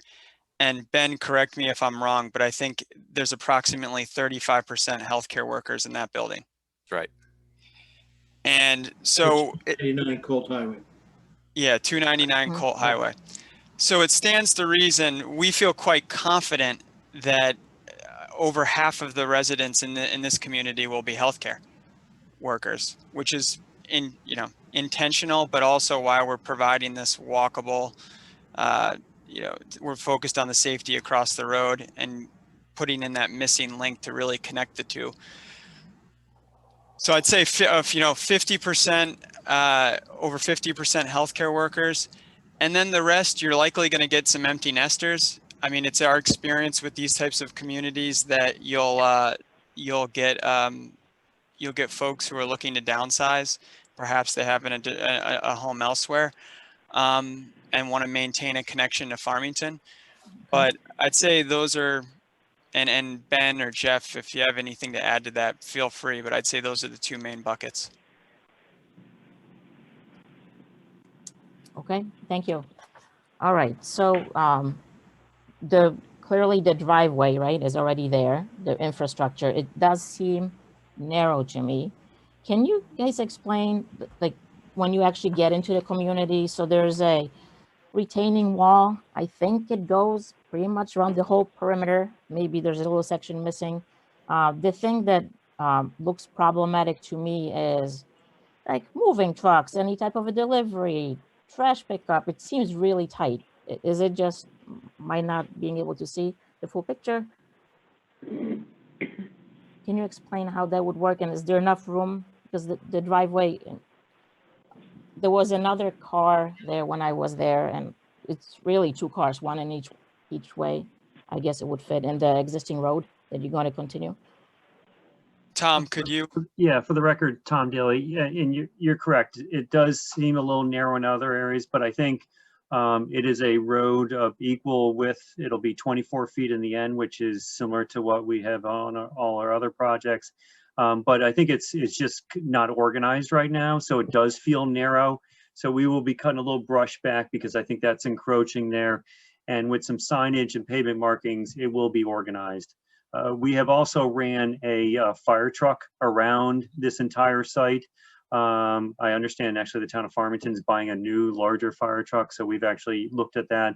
So based upon those two things, we're very confident that trucks will be able to get in and around this site with no problem. Okay. Tom Daly, on this slide, can you indicate where the existing pavement, the driveway ends? Yeah, Shannon has control, but Shannon, there's a little car there. Just below that, there's a line. Shannon, if you look on the main driveway coming up. So just, I'd say, Tim, it's maybe 20 feet past the gas easement. So when you go out there, you'll know when you cross the gas easement, and then it stops about right there. So that'll give you a little sense there. But I think part of that too is a lot of the vegetation is kind of overgrown. So it's making the road feel a little smaller than it is. Is the wall, the retaining wall, is it around the whole thing or?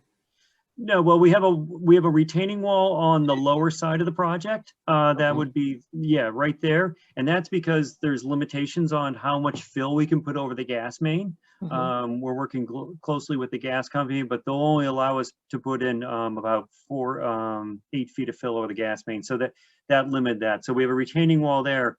Around there is no other retaining wall around the other perimeter. That is basically where the limit of rock removal would be. So that would be a vertical face around that entire side of the site. Where is the fill coming from?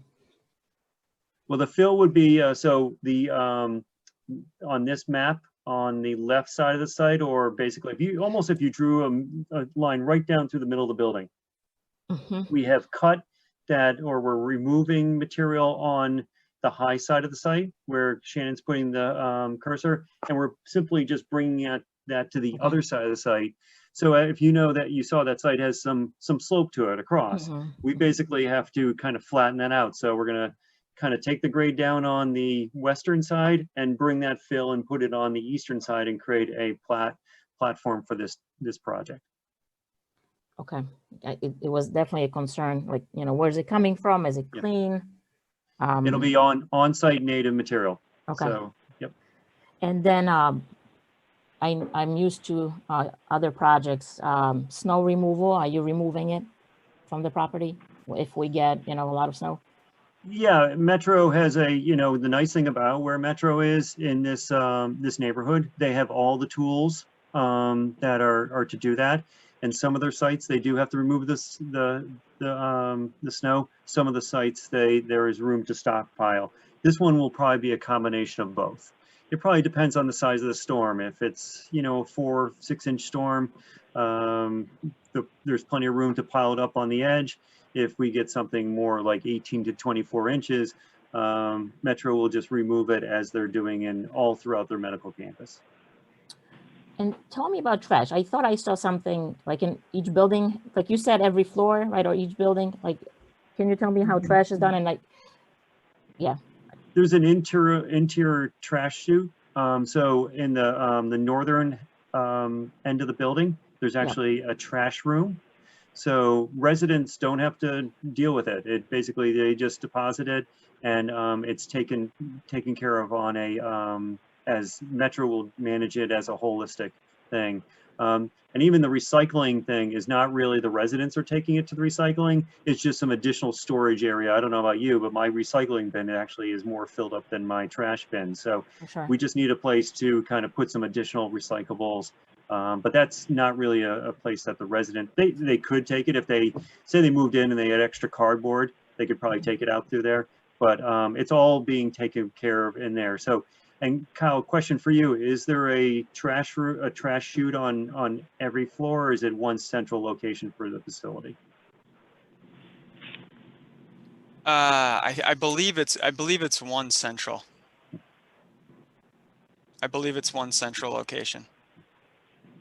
And Kyle, just have a garage door that ultimately you'll pay for a contractor to come and take it away. Right. Yep. And just to clarify, I know it's getting late, but when Patrick made this comment before, Patrick Carrier, so I get the height of the building, and then like you have stairs, elevator. So there is something going on the roof, or you going to get back to us, or I missed that ending. Is there space for people to use on the roof, or?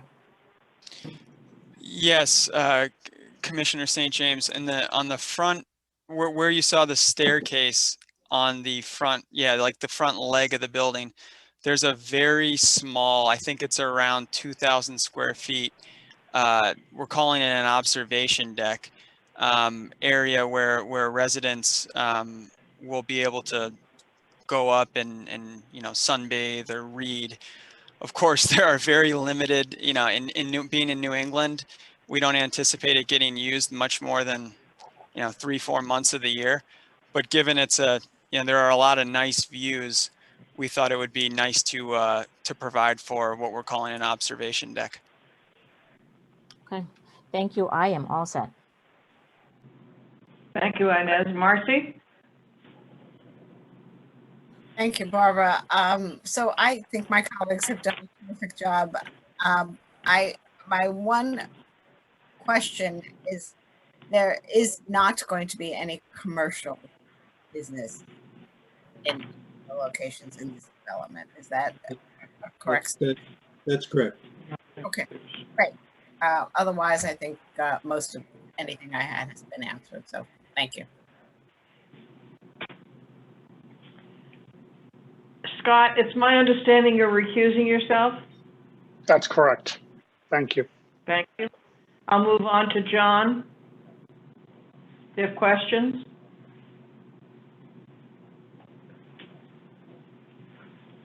Is he open? John Bivers?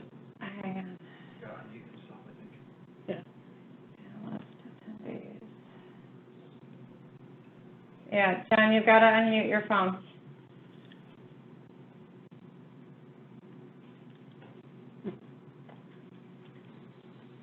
There we go.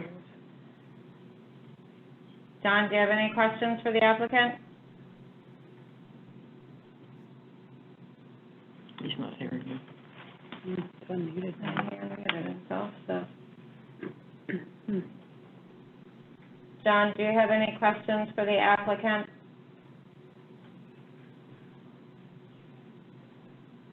Can you hear me now? Yeah, there you go. Okay.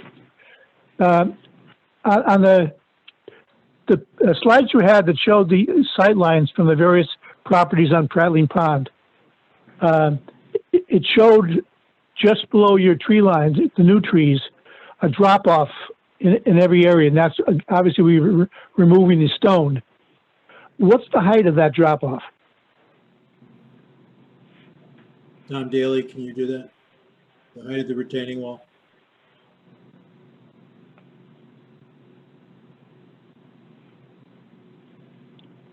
Tom Daly? Yeah, I'm sorry. I'm just opening up a drawing. So it varies. So let's see. Let me just open up. Sorry. So it varies anywhere from 6 feet. 6 feet in one area. It's basically about 6 feet around. Okay, that's consistent.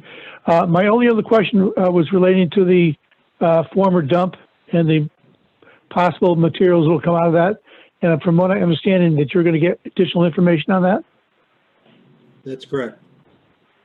I'll wait for that. Thank you. Thank you, John. Keith, do you have questions? Not this time, thank you.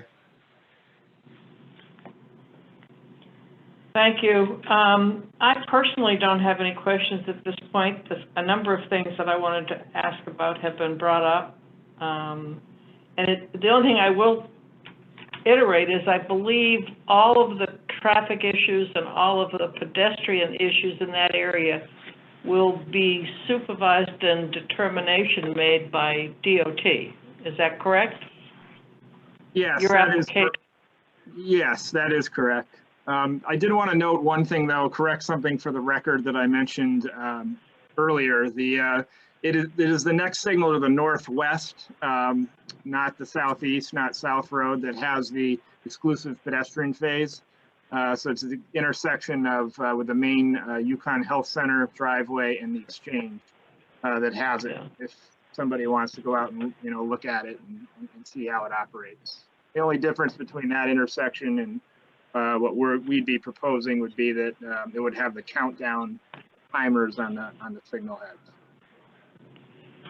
And the only thought process I have on that is, has any of this been discussed with DOT already? Have you met with them at all? We're currently so working. They're waiting for an approval to meet. Right. Yeah, that's what I thought. Okay, thank you.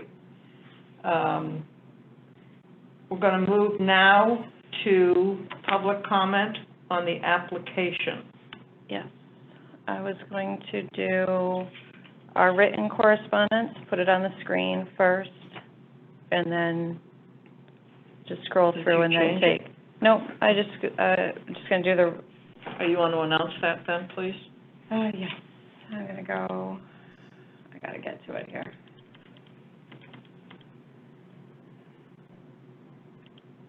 So correspondence that has been provided to us in writing. And these documents have been provided for the record. So we're going to just show these on the screen, and then we will go to the called-in public comment. So we have a letter from Carrier Corporation in support. There is a letter from Jackson Laboratory in support. There's a letter from Stanley Black & Decker. Yukon Health, Jill Hammerberg, Michael Clark, Nancy Nickerson, Connecticut Children's, and our Economic Development Commission.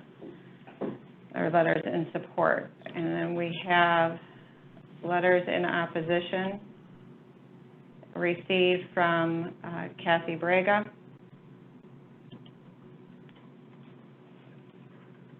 from William Bongson Jr.,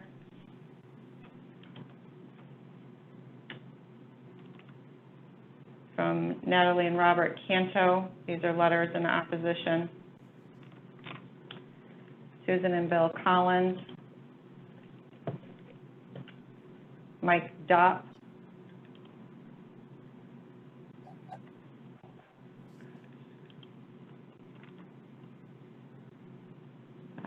Barbara Emery, James and Catherine Fetterman, Ben and Jen Fitchman,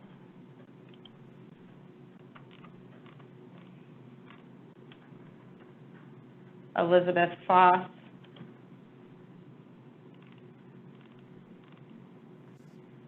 Craig and Terry Corson,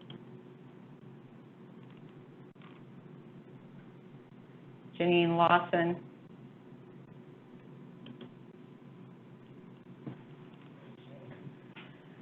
Amanda and Mike, I say Layden,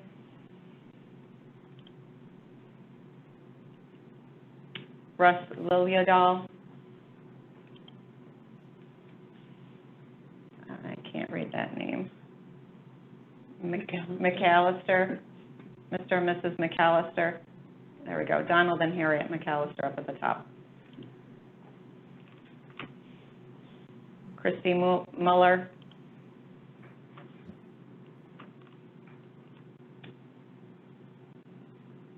Murphy, Michael and Sheila Murphy.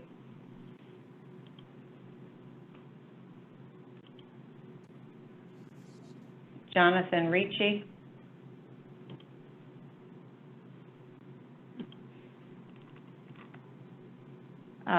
Steve Silk.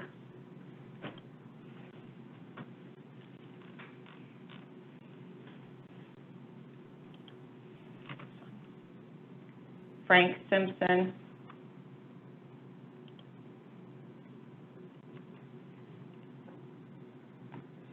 Elliot and Barbara Spector.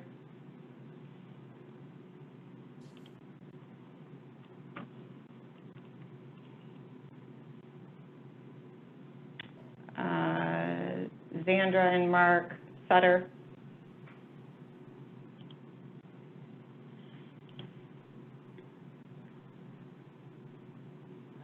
Mr. and Mrs. Trantolo.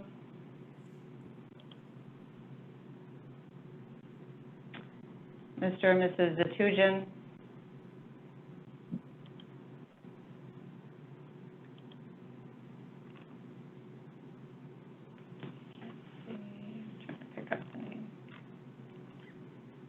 Janine Clark.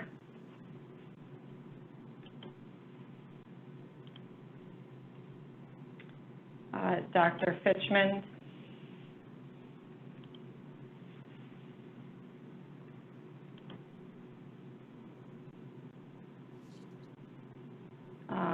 The Austin, Dave, I believe it says Dave Austin.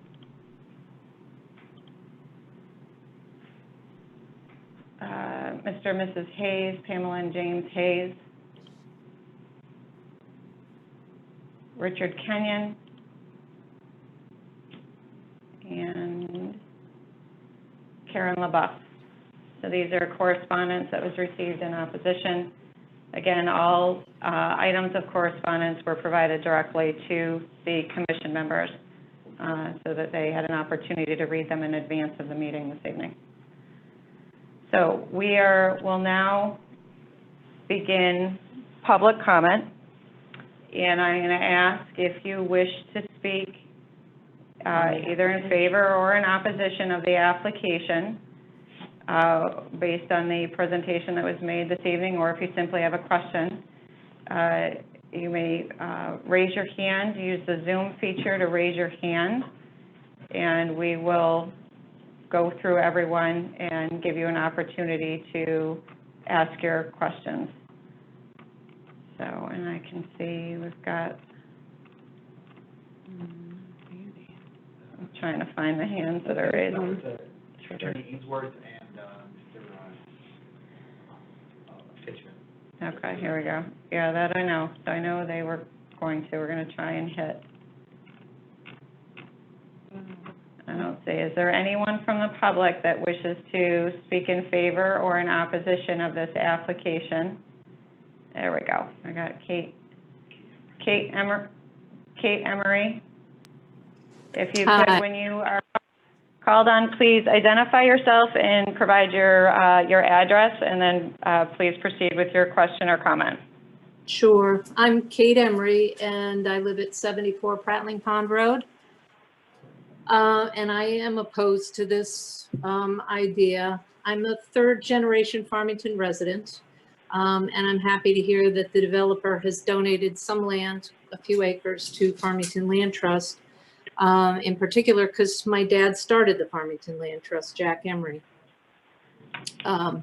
My parents gave development rights to over half of their land to the Farmington Land Trust, not for any economic gain or even any tax benefit, but simply because they truly believe that land, when at all possible, should be kept open, and that is so incredibly important to the community.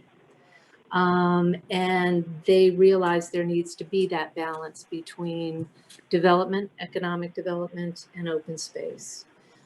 They cared about the community and they cared about the town itself. So there's lots of talk about great businesses that support the development, but maintaining that balance of community and economic development is critical, and it's really important to all of us. We've got a Department of Economic Development, but we don't really have a Department of Community, and that's sort of then left up to all of us as individuals. You know, tonight was the first time I ever heard of this special innovation floating zoning thing. I have no idea as a resident what that means. But I'm not sure how we become involved as residents if we don't know about these kind of things beforehand, so that we can start to really weigh in as community members. It feels like we just heard about it, and I want the rest of the town to, I want all of us to be thinking about what direction something like this suggests. And I say this also as a business owner. I own a business. I have owned a business in Connecticut, in Farmington, for over 30 years. And I also started a nonprofit organization that seeks to support businesses that go into business not just to make money, but to actually solve local and community problems. So I think I've got a hand in both worlds, and I think I recognize how incredibly important it is to balance the economic side with what it means to be a town and what it means to be a citizen of that town. So I would just urge everybody to think about that. I went walking with a friend the other afternoon along the Farmington River, and we were both commenting about what an incredible resource that is. And it's incredible because it's not developed. I keep thinking that, the driving by the Hillstead property is an incredible resource to us as town residents because it is not developed, because there are those sheep that are grazing there, and it makes it all part of being the town of Farmington. And those are the kind of things that make or break it for us as a town. I noticed that the letters that were sent into the town, the ones that are in favor tend to carry a company name. You've got Carrier, you've got Yukon Health, you've got Black & Decker. All those are important residents, but those are organizations that are designed to be thinking about simply the economic benefit of something.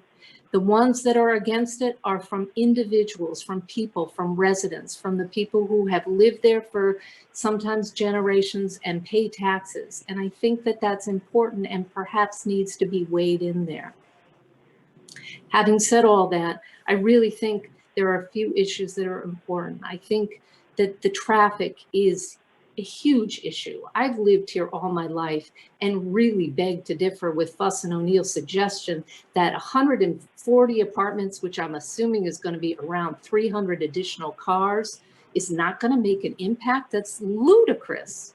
It already takes 20 minutes to get from Prattling Pond Road to the center of town, something that if you were driving at the speed that is normally posted would take you 5 minutes, takes 20 minutes. DOT hasn't weighed in, and I'm wondering whether there's a legit third party that could weigh in on that. And I don't think it's going to be filled with residents that are, you know, the retirement type folks. I think it's going to be the up and comers, and they've got 2 jobs and they're going to go to those jobs, and that's going to require traffic. I also think the height is a real issue. We don't have anything like that in the area, and it's proposed that, you know, they're talking about the height of the building. Well, it's the height of people that are concerned. And if I'm looking upward at a 45 foot building, that's going to make a difference. And they're talking about coniferous forest being planted there. Well, most of the forest that's already there is deciduous, and there are no trees in the winter time. Excuse me, no leaves there in the winter time. I also think there's issues with the dump. There is environmental sensitivity, as has been talked about, and you can call it rock removal or you can call it blasting, but there's going to be significant upheaval in there, and that's already been discussed, but that needs to be investigated. That's a very dangerous situation, and we and most of Prattling Pond are on well water, and that has significant repercussions. And finally, the density issue. There is nothing like it. We are predominantly a low density residential area, and by combining the real low density with the Talcott notch thing and then adding in this high density, you come up with an average. I don't think that really works. We are predominantly low residential, and this is a huge aberration from that. I want to make it possible for healthcare workers to live in whatever density areas, you know, we need to have them in to be able to do that. And I get the need for that in this town, but there are alternatives. Loman's Plaza, which I understand is owned by the guy who's trying to develop this, he owns it. It's already a much better situation. So let's take that and turn that into this situation. It's closer for walking, etc. And just in conclusion, I couldn't agree with Inez more than saying, you know, Farmington has a small town feeling.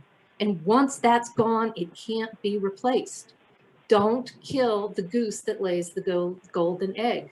The reason Farmington is a beautiful town, the reason people want to come to this town is because there is a strong balance, because there are people who kept open space as open space and balanced that with economic development. And those with economic interests to push to extract as much from our town as possible and leave us with a town that isn't attractive or even livable is not what we need. We need to hear from people who live in this area, who value what we have in this spot. So we need to consider the balance of economic pursuits and the balance of life, spirit, and future generations. And I think given the changes in density, the dangers of the dump, and the traffic, we really need to rethink this development and consider alternatives. That's my say. Thank you. Thank you. Okay, I'm just going to go through my list. The next on the list are Zandra and Mark Sutter. So if you go ahead and yourself, you should be allowed to talk. Hi, can you hear us? Yes, we Sandra can. Sutter. My husband here is Mark. Hi. So I would echo a lot what Kate said, that you know, we're worried about the traffic. A lot of times we have to make a left to go to work in the morning, and it's already hard to get out of the road. I'm sorry, can you give us your property address, please? Oh, sorry, 15 Prattling Pond. Thank you. Okay, go right ahead. So yeah, I mean, one of our issues is the traffic. You know, as Kate was saying, there's probably going to be an extra 300 cars on the road that we're worried about, traffic impacts, especially at rush hour. We're worried about, the environmental impact. We have well water here, even though we're farther away, as we understood it, there was a large aquifer under here. So, we're worried that even though it's a farther away property, that some sort of, disturbing of the rock or cracks in that could have heavy metals or other, things pollute the larger aquifer. So we would definitely want some sort of study into that and assurances that the larger, well water, within the whole community here is not going to be affected. I think that's some of our main concerns, and also echo what Kate said, that is, this is a small town. That's one of the reasons that we moved here from, other towns, and, we would like to keep, that balance between, a small town kind of feel and, smart economic development. And that's pretty much all we have. Thank you. Thank you. Okay, thank you. Okay, next on the list, I've got Zatujan. If you want to go ahead. You've got to unmute yourself. There Hi, you go. can you hear me? Again. Yep, name and address, please, and then go ahead with your comments. Douglas Zaytoonjian, Zeytoonjian, and we're at 42 Prattling Pond Road. Okay, thank you. Well, I want to thank you for letting me speak. I'm here with my wife Kimberly as well. We abut this project, and this is quite literally a massive project right in our backyard. If this project is allowed to happen here, what prevents it from happening anywhere? It will change the dynamic of this Farmington neighborhood. Would any of the proposers in favor of this project want it in their backyard? A described 24-hour community with potentially, and I'm guessing here, no numbers have been given, but 400 to 500 people potentially, hundreds of vehicles. This project strikes at the pure nature and reason residents choose to live in Farmington. As a family that has been at our current address for 20 plus years, raised 3 children, including a Farmington Eagle Scout and a Farmington Gold Award Girl Scout, we object to the effect this project will have on our lifelong investment in the Farmington community. To change the zoning to accommodate this development is just wrong. The noise to create this massive structure will be disruptive for how long? I've heard nothing about the construction timeline. What is the noise to be endured and for how long? Regardless, that noise will pale by comparison to 146 units with balconies and I guess an observation deck as well. How many thousands of square feet are we talking about of outdoor living space? We object to this project and want that to be entered into the record. Thank you. Thank you. Thank you. Okay, next person with their hand raised is Jen Fitchman. Sorry. Yeah. There you go. Hi, can you hear me? Yes. Yep. So again, yep. I'm Jen Fitchman, and my husband is Ben. We live at 40 Prattling Pond Road. Our house is a new build on the street. We built it 6 years ago when we moved in with our family. We moved in with my son Henry and triplet girls, and we moved to Farmington for the quietness and the neighborhood that it offered us. We lived in a bustling neighborhood in West Hartford near the governor's mansion, and although beautiful, it was busy and loud, and we came here for the peace and the quiet and to be closer to our family.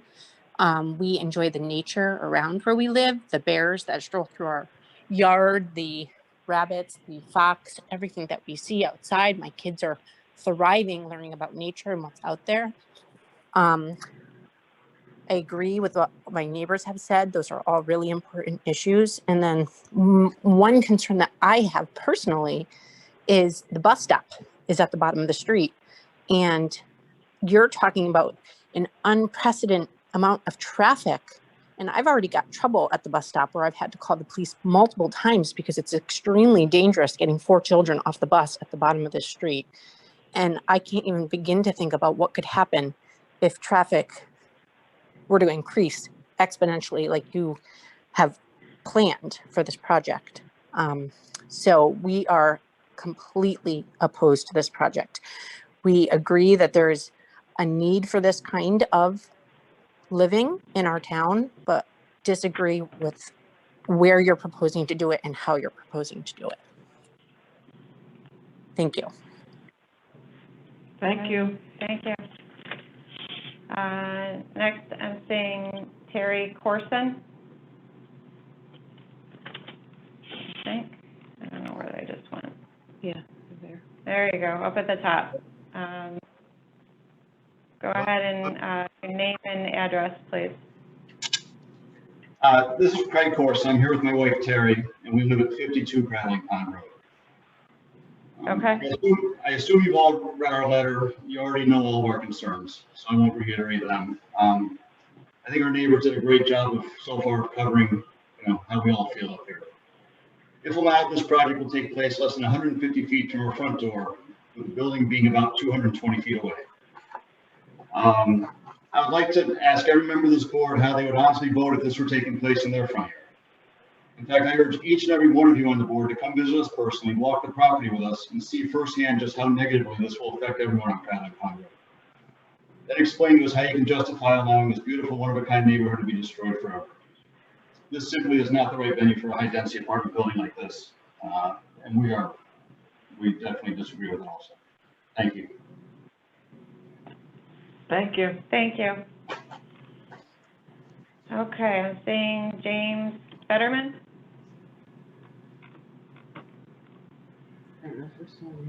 Kathy and myself live at 85 Prattling Pond Road. We moved here from Oregon 2 years ago. We moved to this area because it reminded us a lot of the Oregon area with the trees and the nature, and we've got cameras up and we're seeing all kinds of stuff. We just think we're opposed to this because we think it will definitely impact our neighborhood. My son, who works for environmental remediation firm, he actually is living with us. He moved here from Texas and is living with us temporarily, and with his wife and my grandkid. They basically he says that because of the basalt structure, he's actually working on a remediation site for ExxonMobil over in Five Corners, which is not too far from here. And it says the basalt structure are vertical fissures that go down. So any disturbing of landfill or anything else like that will go directly down. He says it really is a problem because with the old gas stations and so forth, the stuff can just drip right down into the aquifer. So I am really looking forward to seeing what this environmental survey that the company is proposing is doing, waiting for that outcome to go. The other, and I do obviously agree with a lot of the other comments about traffic and everything else that were said by my neighbors. The other thing that's important is, I saw in the one proposal that there was a moratorium on low income housing allocations. What is the status of that in terms of will any of these residents be required to carved out for low income housing? And you can answer that later on or whatever. So I'm done. Thank you. Okay. Okay, I'm looking. I think I've got one more. There's a couple that are popping up. Murray? No. Hang on. A lot of talk. I think that's Murray. Yeah. Jonathan Ricci. Okay. Jonathan Ricci? Hi, this is Jonathan Ricci. I'm over at 17 Prattling Pond. I just moved here with my family the other day for a lot of the reasons that these guys have mentioned, mainly for the privacy and the peace and quiet. I do know a little bit about construction. It's a little bit of my family's business. And I've been looking at these charts and A lot of this doesn't make sense. Came to this area because of seeing all the low density that surrounds us. Very much looks like this site should be a buffer zone, as Ms. Auger mentioned on, slide 4, that the density is supposed to be decreasing, but if you and I've done the math on it, it actually goes, it's about 63% denser than all the 366 units next to it. It's completely the opposite. It makes no sense why you would cram this many people into such a small space when we're trying to keep that buffer zone away and, transition into the low density residential. And yet they're asking for a massive density increase. They keep talking about walkability, and yet where's everybody walking? There's no grocery stores. There's no real entertainment. There's one restaurant up the street, but you've got to get in a car. So, there's a minimum of 58 2-bedrooms and 88 1-bedrooms. That's at least 204 cars. That's minimum. There's so much that is seemingly inadequate with this proposal. And they didn't even take into account traffic at the Route 484 intersection, which is awful. Coming or going at rush hour times, it's backed up for hours. You just, and we're going to add to it. It just, the location of this and the density that they're asking for just doesn't make sense. And I hope, I love the questions that the members had asked. They were spot on, and it shows a lot of thought. So I do appreciate this committee. They are, I've sat through quite a few of these, and questions were very well done. So I appreciate what you guys are asking for us here, and I just hope that you'll continue to go down those lines with that. I know one more point the guy mentioned, using residential AC units on the top of a building. Well, that's 144 condensers. Anyone know what the noise of 144 condensers on a roof is going to make? Residential units with everybody with their AC on. That's kind of crazy. So I hope you guys will continue to follow these thoughts, and definitely strongly opposed to this. It's not the right location for what it is, especially not at this density. Thank you. Thank you. Okay, gonna go down. Kathy Braga. Hi there, can you hear me? We can. Hi, Kathy Braga from 37 Prattling Pond. I have lived in Farmington for nearly 20 years, but only recently moved to Prattling Pond after having a house fire in my other home.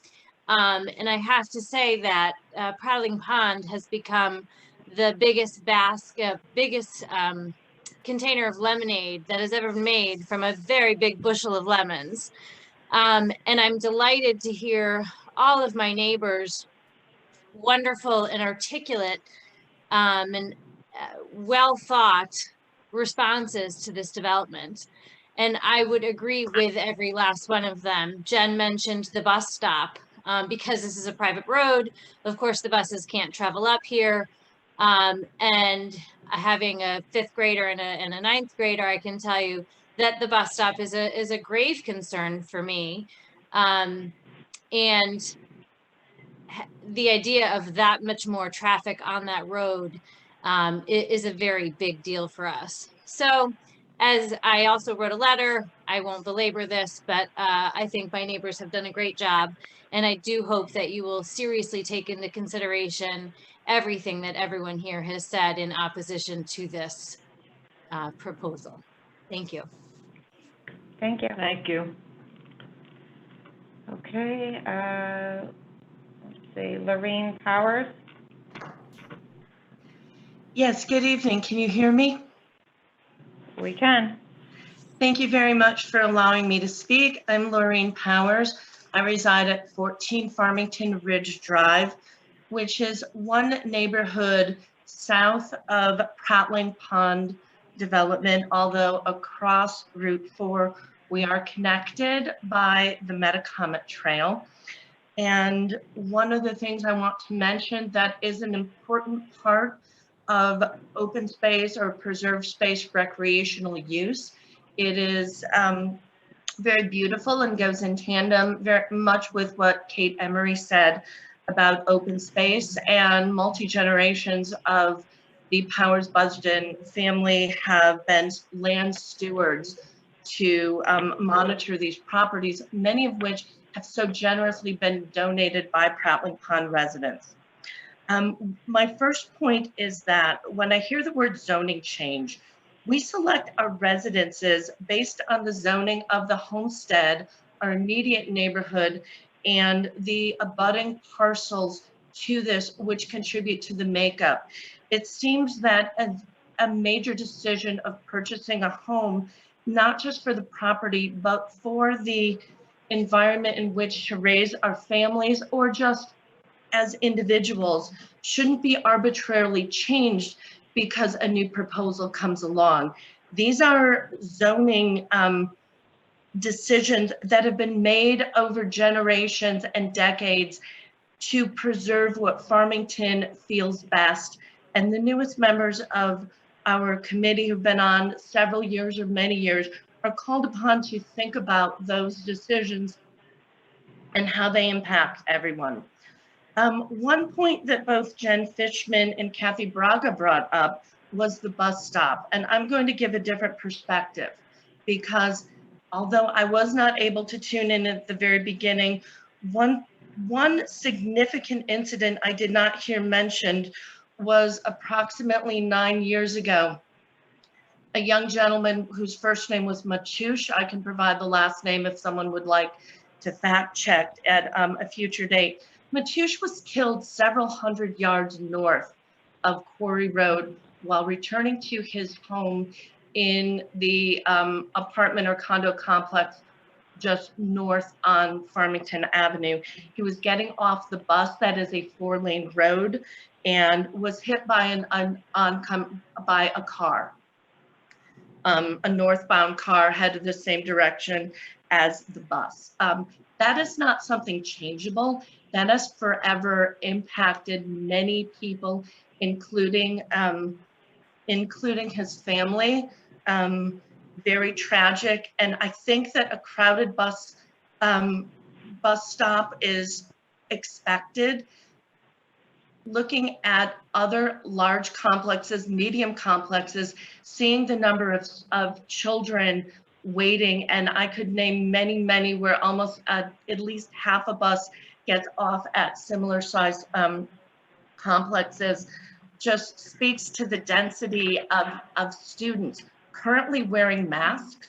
We don't know how long that will be for, and if this is our last pandemic, how does one socially distance children on such a treacherous road where we've already had, as I just so mentioned, a death of one of our students.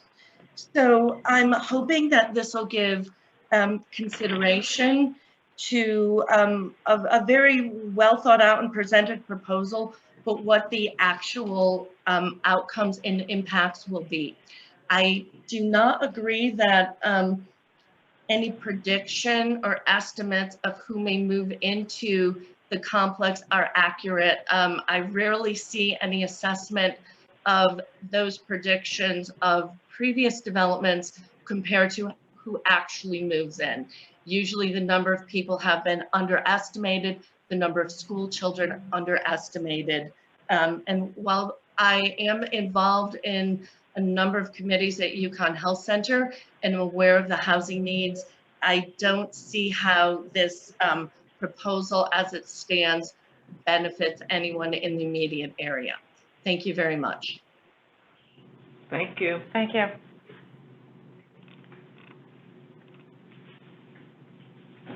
Okay. Oh, hang on.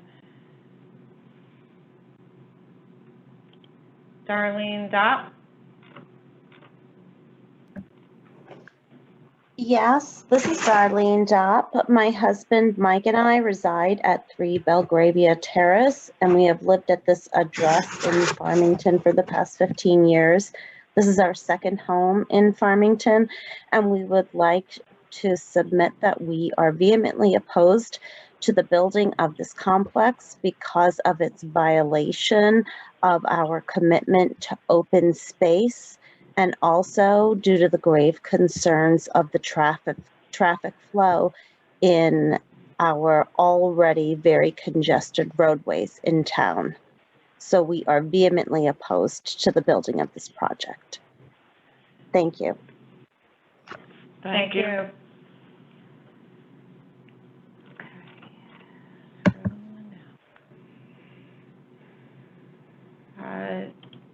Okay, I've got a Kay Trantolo.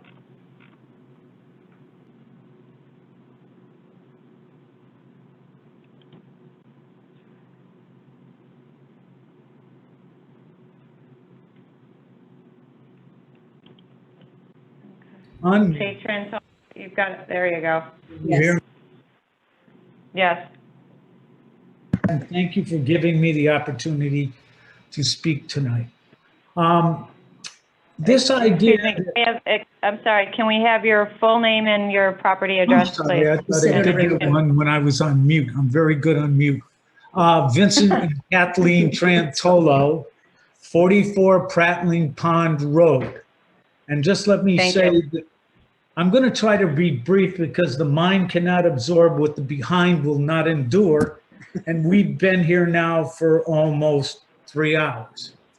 The first question I would ask the commission is, can we ask questions? So you will, you can ask questions. We're going to log the questions, and then the applicant will respond either this evening or at the next hearing. So it's not a direct back and forth, but the applicant is noting questions, and so are we. Okay, I think there's a very simple answer. Does the developer own Loman's Plaza or not? Simple yes or no. That's noted, and then if you want to continue, then we'll, do you have any other questions or comments? Well, no, not questions. But this idea that we're filling the void with walkable solutions seems out of sync with reality here. The problem here is that the developer has created the need for this housing. They built 7 buildings down on the other side of Farmington Avenue and did nothing to take care of any of the staff that would be needed for those buildings, for Yukon, and for the other side of the street.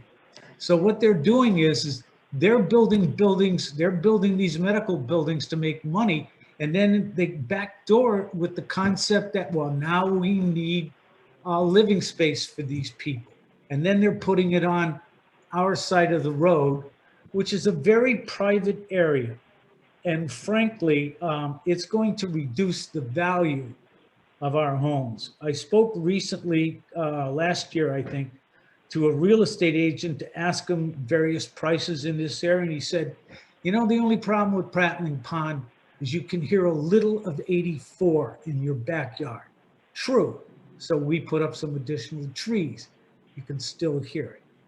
Now, when you come down here, if you wish to, and take a look at the Corson's property where they're putting this building, they're wiping out this so-called forest that they're telling you that will protect us from the noise. Is it the noise from the party platform on the 4th floor? Because I don't think the trees are going to block that. Is it the trucks? Let's assume they actually build the building 4 stories tall.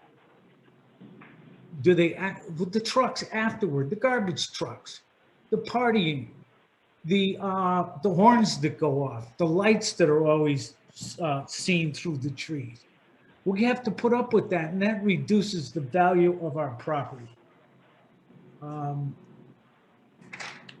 One other thing, with regard to the dump, I was there 23 years ago when we discussed this with the town.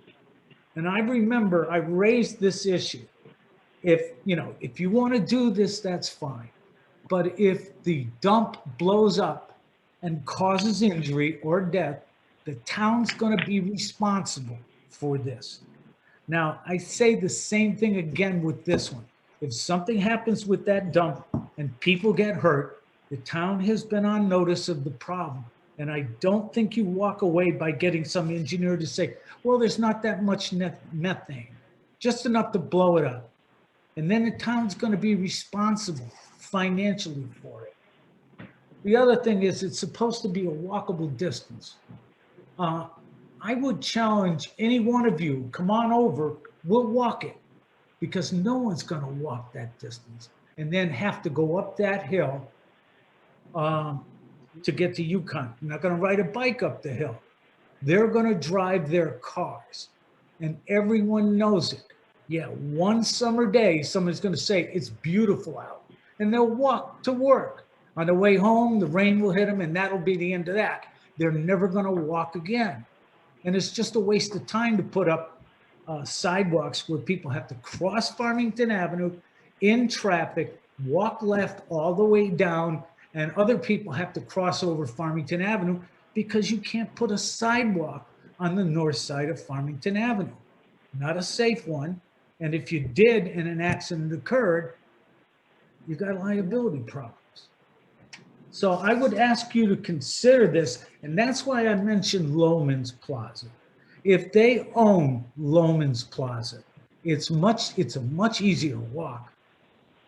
And there's enough space there for all of these apartments that are necessary because they built all these medical buildings, which, by the way, I don't mind. My doctors are over there. It's easy. It's nice.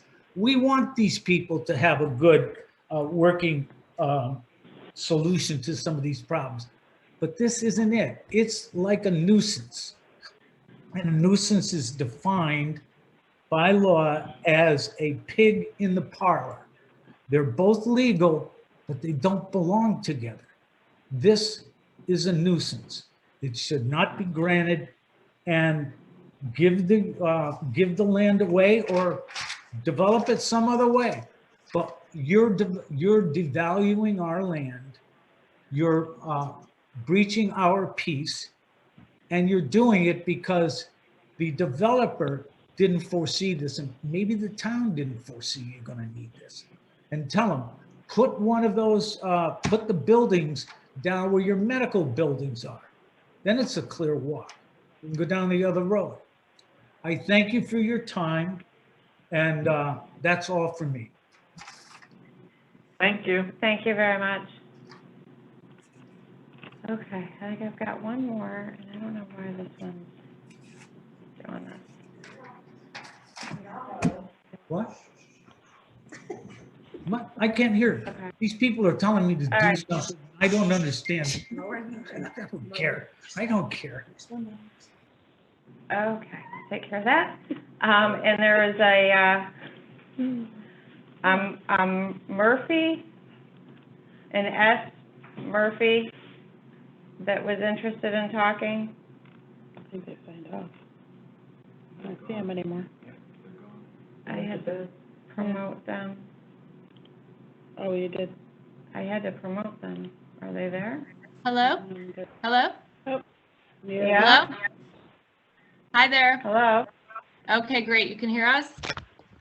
Yes. Yep. Okay, so Sarah, this is please. Yeah, your Sheila name and address, Murray. please. Yeah, this is Sheila Murray, Michael Murray, and Mary Jo Murray, and we reside together at 20 Prattling Pond Road in Farmington.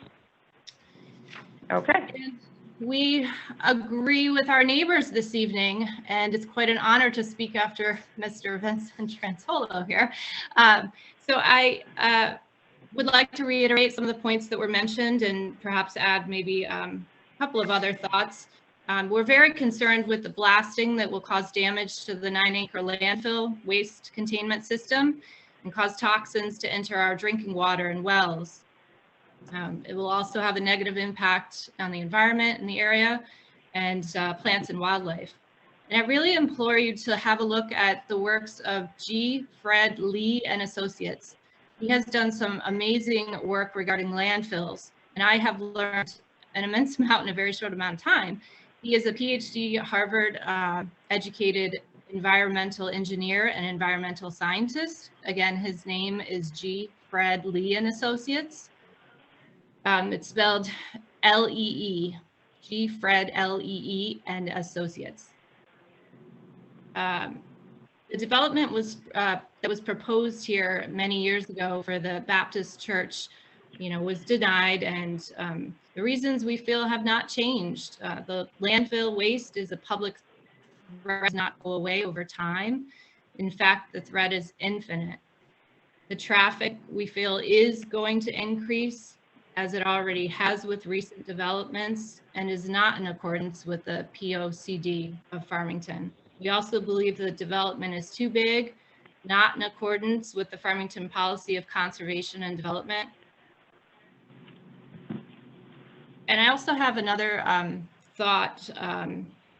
I question, how does building an apartment complex alongside a 9-acre dump not equate to environmental injustice? I know if the reverse was true, there would be outrage. If there was an apartment complex and we were trying to put or a developer was trying to put a landfill alongside it, that would never go down easily. I think there's been a lot of play on words this evening. Rock removal, cut to fill, it's blasting. And we know that. We live at the base of Farmington or Prattling Pond Road.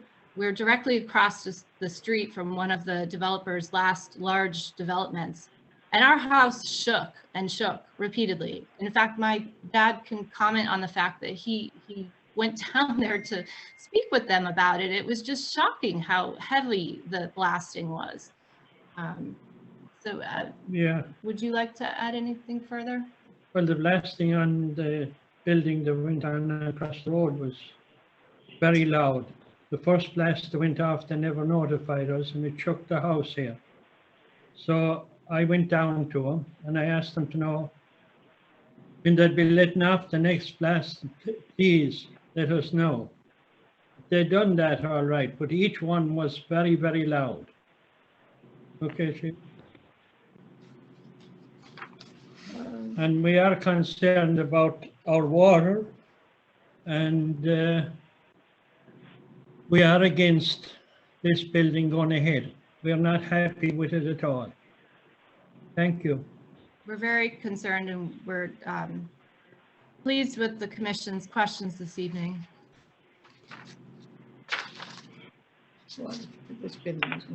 The water from this building, it seems, is also going to be coming from the Metropolitan District and will not be well water. We just don't see how a development could come in and perhaps ruin all of our wells just to put in their own development. They're going to get water from the Metropolitan District, right? Some of the public. Mm-hmm. While they would possibly damage all the wells.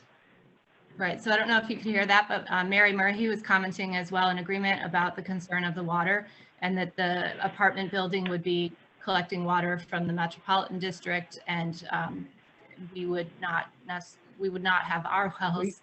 We fought this building before with them. Anyway. At any rate, thank you for hearing our comments, and I think that's it for this evening. Thank you. Thank you. Thank you. Okay, it looks like Attorney Ainsworth and Dr. Fitchman, you are, I gotta unmute you both here, but you should be ready to go. All right. This is Attorney Keith Ainsworth. Okay. Yep, can you hear? Hear you. Thank you. Yep. All right. All right. I'm Keith Ainsworth. I'm an attorney, an environmental attorney in private practice at 51 Elm Street in New Haven. I have the privilege this evening of representing Richard Fitchman and Lynn Fitchman, both of Prattling Pond Road. There are interveners, both from an environmental standpoint, but they're also here as citizens and neighbors of the project. Their property abuts the site, and when I say the site, there's several parcels that make up this site, which leads me to another comment that there was a little bit of sleight of hand with the language saying, the Baptist church proposal was not on this parcel, which is true, but that's not being quite upfront because when you talk about an assemblage of parcels, it's a site, it's a location, and they are all adjacent to one another and all in close proximity to the Prattling Pond Road neighborhood. So this evening, I have with me, on behalf of Dr. Fitchman and his wife, 4 professionals that they have retained to assist the commission by providing some comments. And some of those comments are outside of the intervention, at least as the commission has determined. And they're related to the zoning aspect of the process that's going on this evening.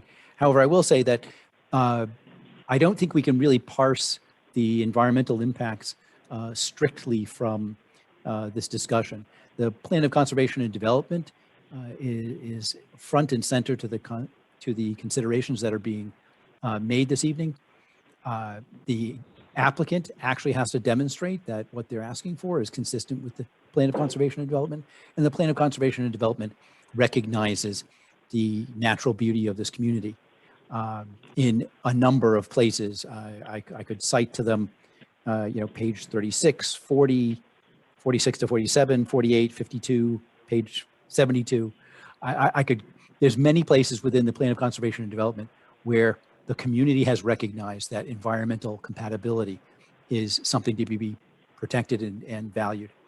But that having been said, I've got Patrick Pinnell, who's an architect with very significant planning background, who's going to make some comments about the design compatibility and the Plan of Conservation and Development consistency or lack thereof. I've got Brian Miller, principal of the Miller Planning Group, again with significant planning experience, and he will be making some comments about consistency with the Plan of Conservation and Development, as well as the general planning considerations of this proposal. And then I also have this evening Dr. Michael Clemens, who's a wetlands and herpetology expert, I think well known to the community, who will discuss the wetlands and habitat impact of the proposal and the impacts to the wildlife corridor that exists between the base of Talcott Mountain or the ridge habitats and the vernal pools at the southerly end, or I should say the easterly end. And George Logan from REMA Ecological, who is a soil scientist and wetlands consultant, natural resources specialist, who will also discuss the environmental impacts. And also, of course, I have Dr. Richard Fitchman, who is a resident of Prattling Pond Road, who I'd like to introduce to speak first, but I'd like to make a few comments myself. I think the project before you does involve actions that propose the likelihood of unreasonable impact to natural resources. There are vernal pools. There's this interconnected pathway between the habitats on the site that's fairly delicate and fairly unique given the Trap Rock Ridge ecology that exists there. Interesting enough, as Tim Hollister mentioned, we didn't ignore the donation of the parcel to the Farmington Land Trust. I represent a lot of land trusts. I'm fully supportive of that.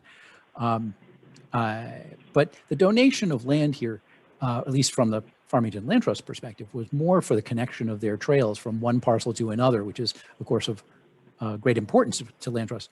But it primarily, if we're talking about preservation of environmental or natural resources, there are more sensitive areas of this property that could be preserved.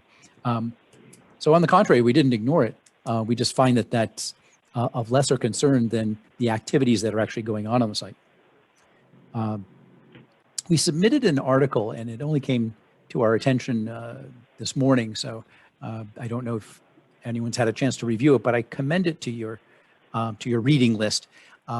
There was a Hartford Current article that had talked about a 2016 Plan of Conservation and Development meeting where Metro Realty actually removed from consideration a high-density housing for a change in the POCD that they were looking for.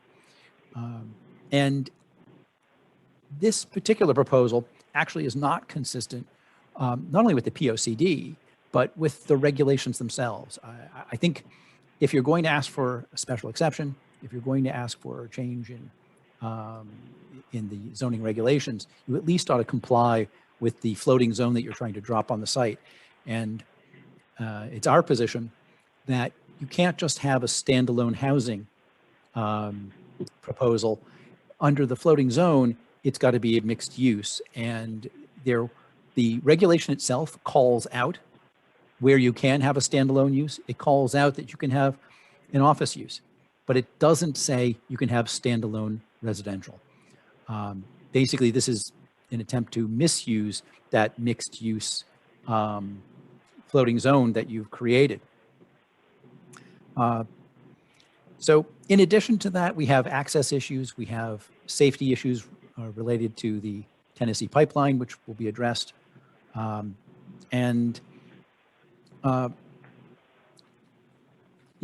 importantly, the applicant is the one who needs to prove that they have the consistency with the POCD. They have to prove that they meet the regulations. And we've provided, and they also have to show you that this proposal is worthy of your consideration. And while it's not the intervener's burden to provide you with alternatives, we've done so and shown that there are conceptual uses of this site that are more sensitive to the natural resources, that are more sensitive to the neighbors, your residents who pay taxes and live here and raise families here. And they are pre-existing. They already exist on Prattling Pond Road. And we've shown that there can be a mixed use, that there can be a residential use that meets the underlying zone. We made a proposal of some triplexes, but the idea was that we cited them with a greater sensitivity to the natural resources that do exist. So with that, I'd like to introduce Dr. Richard Fitchman to make some comments. Hello.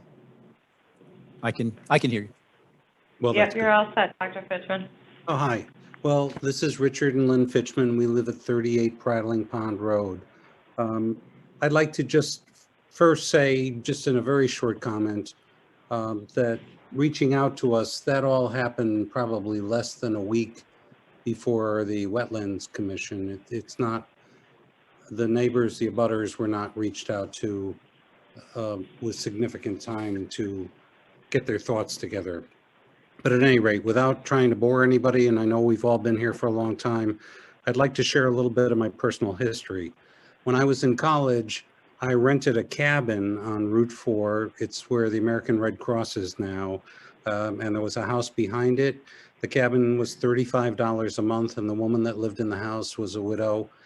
And I would talk to her from time to time, and she told me that when her husband was alive, they would actually sit on their porch and count cars on Sunday. That was Route 4, maybe it was the 1940s, but we've certainly changed the atmosphere on Route 4. And certainly I understand that development is important and we need certain things, but sometimes you can go a little bit too far. There was a theater there called the Oval in the Grove. It was a summer stock theater, 120 seats, and it was really nice, a very country atmosphere. My dad had a butcher shop in Unionville, and as a youngster, I used to work there. My mom was the cashier. We worked hard as a family there. We had a great life. Unionville was a very shall I say, hopping place back then. There were a lot of restaurants. There was a lot of activity. I remember as a kid, you know, at lunchtime going to a variety of restaurants and having a Coke and Hamburg, and there were just people all over the place. It was a very, very active place. And then in a committee meeting, I would assume not very different from today, a decision was made for redevelopment. And my dad didn't own the building, so he was just put out of business, as were probably easily a couple of dozen people. I could tell you some of their names. The Friedman family owned an Orchard Pharmacy. Koch family owned a carpet store. Dubow's was a little, well, it was like a mini department store, but it was a very active place. In my mind, it was a poor decision. I don't think it was done out of malice, but my family were unintended consequence of that. You know, we were just put out of business after a dozen or 15 years working very hard to establish something, just because a committee maybe was a little bit out of touch with what people's needs were back then. And so, you know, I was in this neighborhood for a very long time. I was one of the first classes at Tungus Community College. As a matter of fact, I was honored to be one of 4 outstanding graduates in the history of the community college system. And I got the right and privilege to be able to go to medical school. And, you know, we had kind of a nice house, but one day I decided I would look at this street I had passed by, I'm sure 200 or 300 times in my life, because I thought it was a little cul-de-sac with 2 or 3 houses on it. The minute I drove down the street, I absolutely fell in love. The quietness of the street. You know, it's a street that has very high taxes. I've spent more money on taxes in this house than I've spent on anything except the actual house itself in my entire life. But it's worth it because it's very quiet, but there are no city services. City doesn't, or the town doesn't plow the street. It doesn't maintain the street. We've repaved it ourselves. There's no fire hydrant. If a fire were to befall one of the houses, hopefully, you know, the people would be rescued, but there's not much that could be done other than that. School buses are not allowed on the street. There's no city water, no city sewer, no gas line, no waste disposal. Everything is done by the residents here with extremely high taxes. Once I questioned the taxes to the person in charge, and she told me that she used to work in a community where if you had a view of the ocean, the taxes were higher. And I said, well, I live in the holler. I don't live up on the hill. I don't have a view of anything. And she told me that basically this was a street that was very desirable and therefore the taxes were very high. But now all that desirability is being taken away because in our backyards, we're going to have this huge complex. I mean, it's nice. It's got an inner court and red brick, but the only people that are going to see the red brick are us. And, you know, I've had 2 of my neighbors and my daughter-in-law run up today to tell us that right in their backyard, they see guys with orange vests surveying the land right behind us. Now, my whole life is invested in being in this house. It's not a house anymore. It's a home. It's where I raised my kids. My grandkids live next door to me, and my mother and father-in-law live across the street. And we have a wonderful time here. We have gardens. We have a pumpkin patch. We do all sorts of corny stuff together, but we enjoy each other's company. And I always tell everybody it's like living in Vermont, but I can walk to the highway. So it's been a wonderful, wonderful time.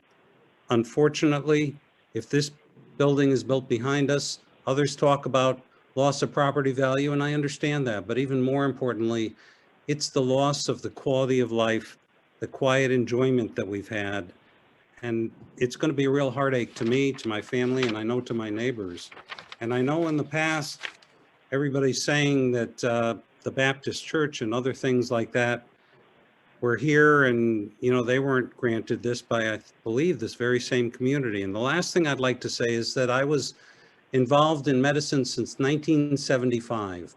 I was a medical student. I was a resident. I was a chief resident at a huge hospital. I was the chief of the department at a huge hospital, a professor. Another hospital, I was chief of department. I've had many, many, many employees over the years. My main office, which is right next to Fuss and O'Neill on Hartford Road, has a variety of apartments across the street. of all the hundreds and hundreds and hundreds of folks in medicine, from orderlies to doctors to nurses to cooks to whatever, I have never met one person. This is not hyperbole. I have never met one person that lived across the street from where they worked. Not one. We have apartments right across from my office. I have never had one employee live in any of those apartments. So, it sounds like a nice idea. I don't know that's going to happen. And the last thing I would like to say is Hartford Road, and if the fellow from Fuss and O'Neill's there, he'll tell you, compared to Route 4, it's a country lane, but it's a relatively busy road. I made the town put a crosswalk in because the public parking is there. We even have lights. I have personally witnessed somebody getting hit by a car there. I've had 2 employees seriously injured being hit by a car walking across a crosswalk, because I think in today's world, sometimes people are maybe looking at their phones instead of what they're supposed to be looking at. You're going to have accidents here. You're going to have high density in a place it just doesn't belong. Otis, Carrier, there are places close to them where you can build high density housing, and it's not in a residential area. So I'm sorry, the developer has done some good work, and I'm sure he's a very, very nice man, but I don't see it here. I don't think it belongs here. They own Loman's Plaza. I believe they have even put a request in for 200 apartments. I may be in error on that. I don't know why it has to be in my backyard, my neighbor's backyard. I don't know why it has to ruin our quality of life. I don't know why something so out of place has to be put there. No one from the health center is going to live there. No one from across the street is going to live there. It's going to be an apartment house. It's going to be full of people, but it's not being built so people across the street can go there. Thank you for your kind attention. And one more thing, excuse me, I'd like to say, one of the 10 commandments was, thou shalt not covet thy neighbor's house. Thank you for your attention. Thank you. Thank you. I'd like to call Patrick Pinnell. Okay. And I believe all of your professionals should be able to just unmute their microphone when they're ready. I just unmuted myself. Yep, perfect. Let me begin by quoting Mark Twain. He said, "It's a terrible death to be talked to death." And I promise you that I will not do that tonight. What I'm going to do is read in quick succession oral précis of 2 reports, which I did much longer, raising many of the same questions in more detail than have been raised already by the great questions raised by the commissioners and many of the public comments. So by way of a quick introduction, I have had my own architecture and planning firm since 1978.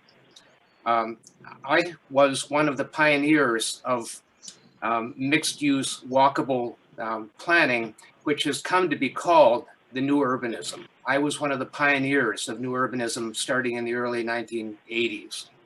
So with that, the first précis I'm going to read is comments and objections for Farmington planning and zoning.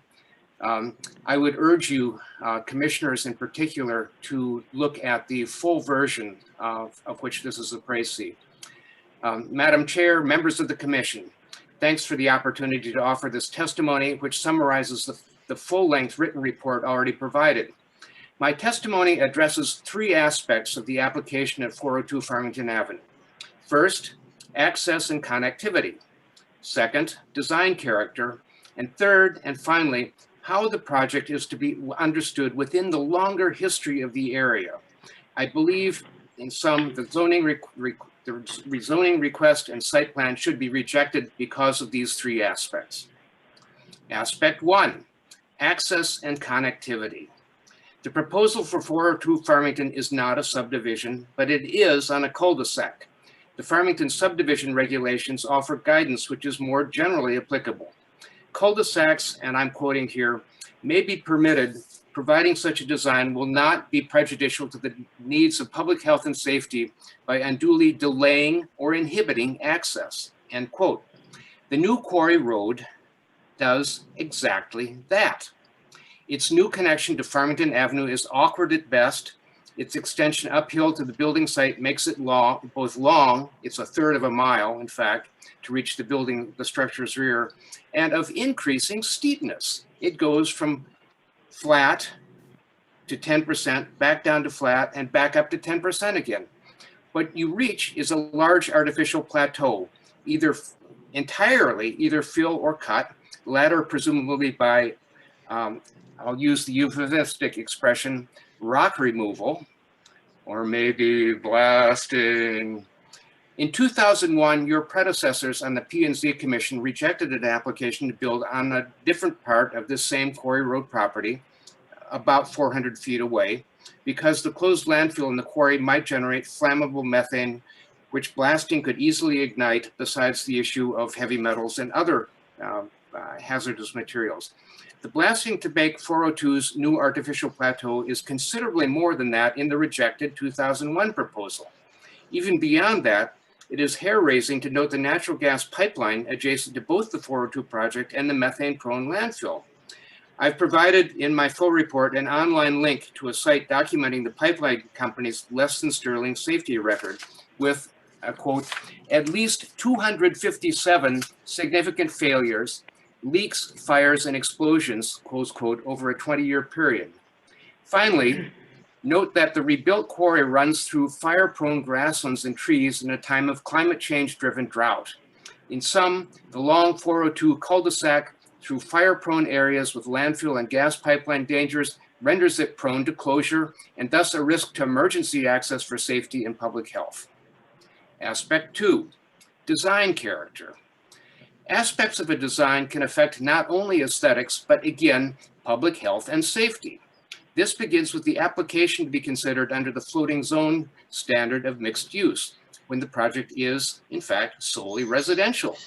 Mixed use fundamentally saves trips. That the proposal is car trip dependent is reflected in its basic design, surrounded completely by retaining walls, a necklace of multi-car garages, and surface parking.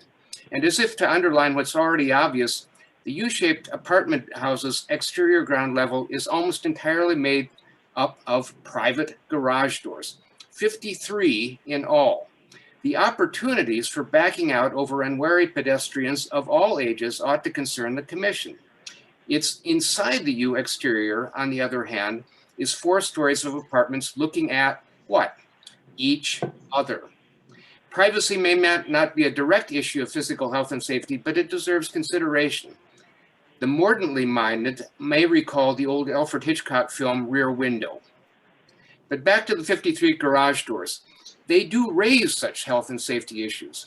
The arrangement shown on the plans is vulnerable given the possibility of someone getting under just one of those garage doors, and overhead doors are prone to off-tracking. Once there, given that the interior access doors on the plans seem to be unlocked from the garage side, that someone who's gained access now has public corridor access to all 146 apartments. Beyond even that, how does this design look in the world of the COVID-19 pandemic? Note the very long corridors and the grand total of 3, count them 3, elevators serving the 146 units.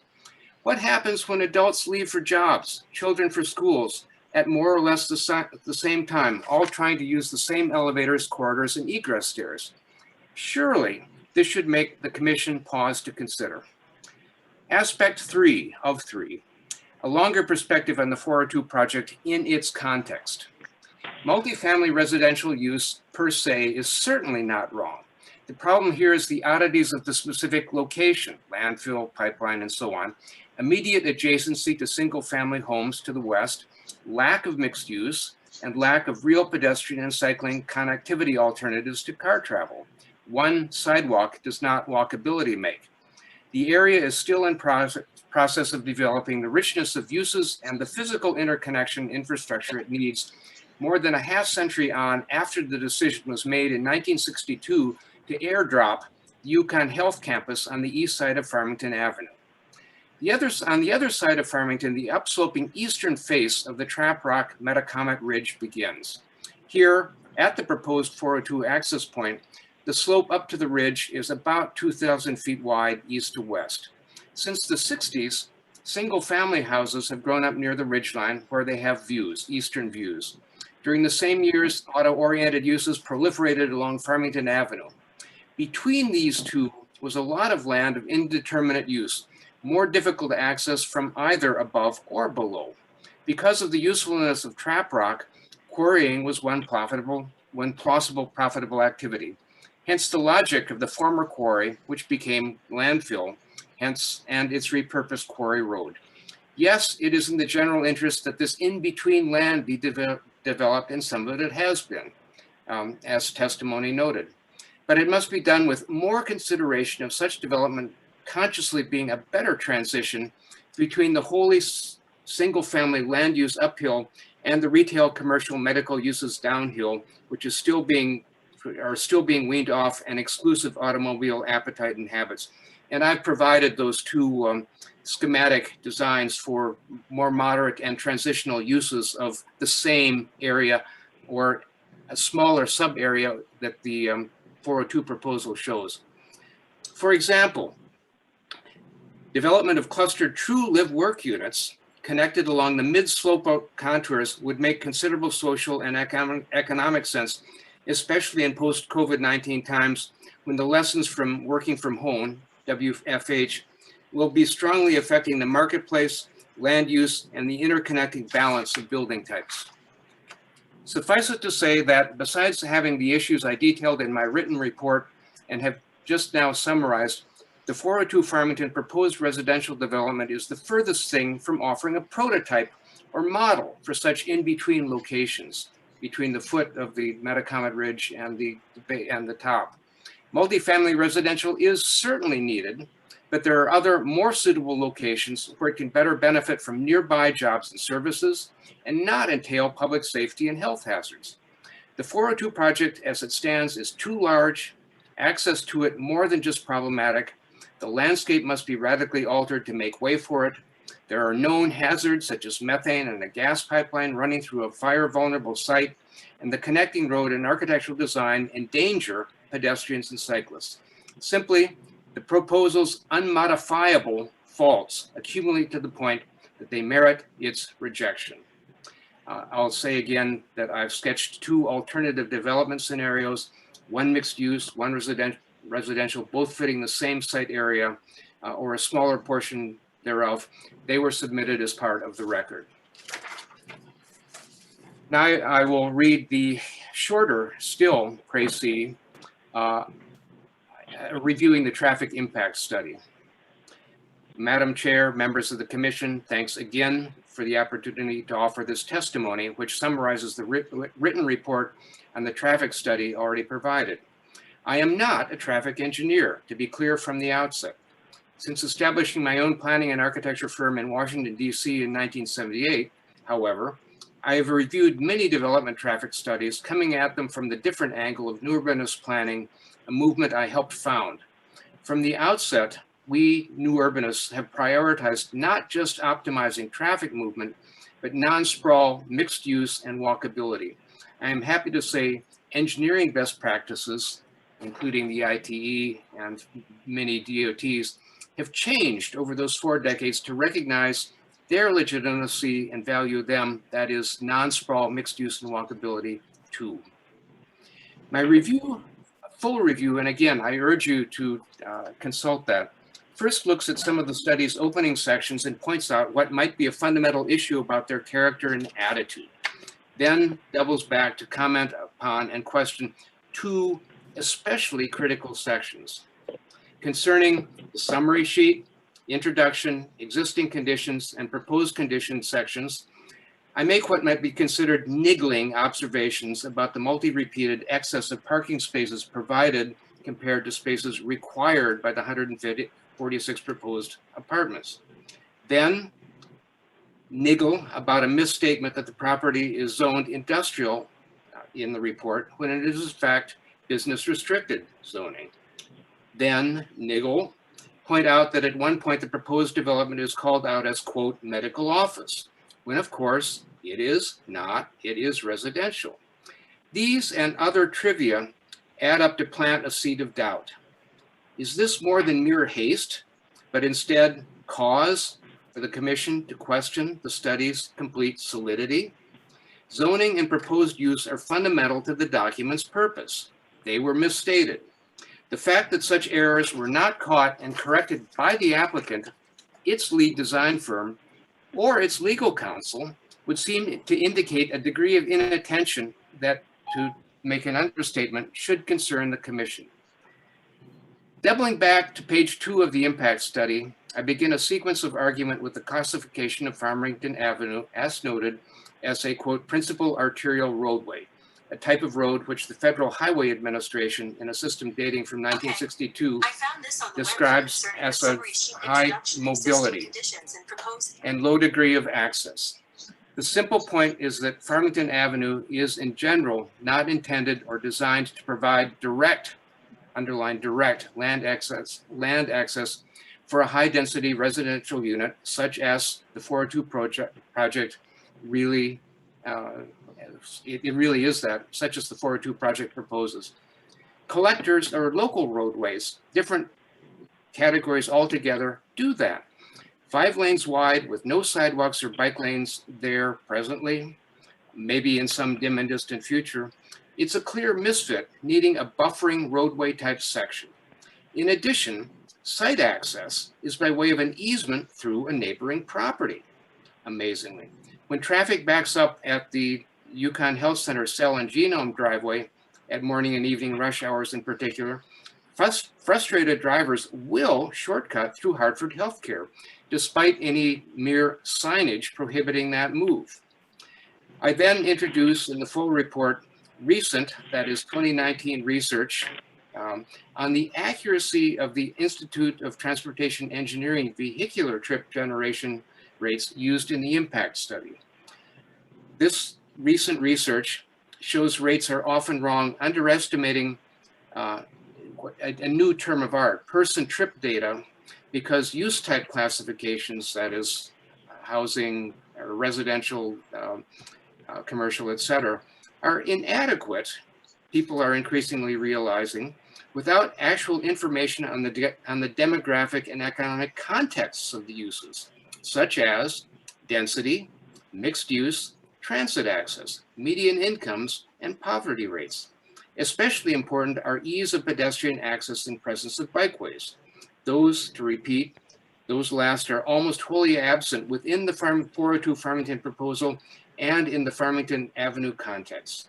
Hence, by using trip generation rates rather than person trip data particularized to the demography of the project's potential occupants, this point was questioned by some of the public, and to the context, the impact study likely dramatically underestimates the actual trips generated.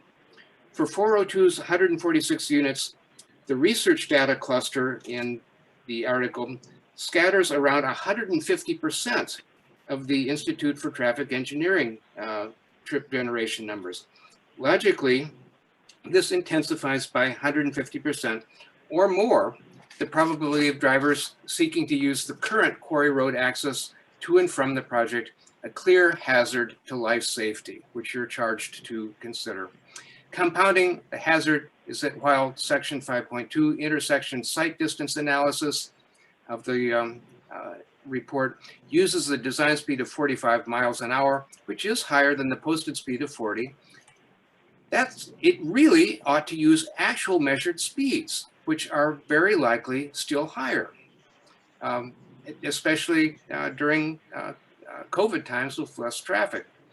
The next critical section is the 5.4 Q analysis of the traffic impact study. Given what I've just noted as the shortcomings of the ITE trip generation rate, the consequences of that also domino into the queuing lengths, likely to be longer than stated.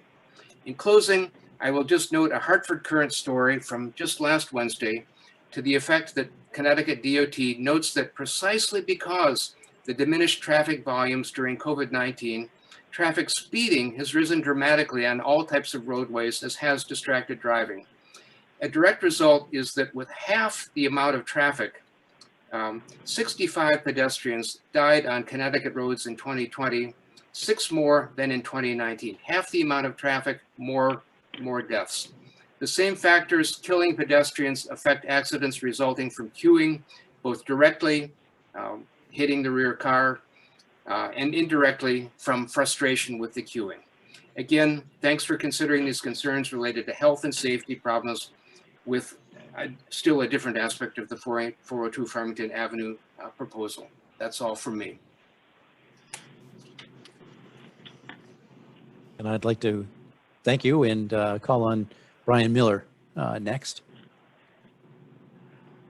Good evening, Madam Chair and members of the Commission. First of all, being heard. Okay.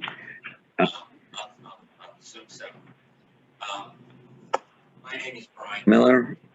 I'm a planning consultant with my own firm located in Wallingford, Connecticut.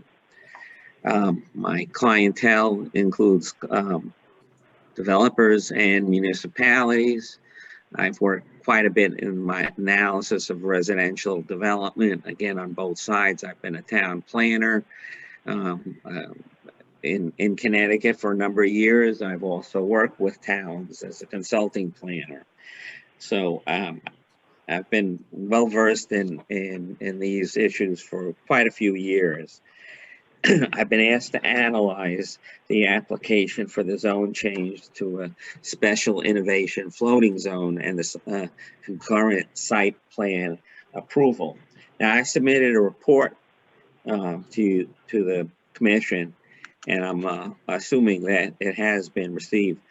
I'm going to try to summarize the key points of my report by going through discussion of section 31C of the zoning regulations, conformance with criteria for establishment of a special innovation floating zone.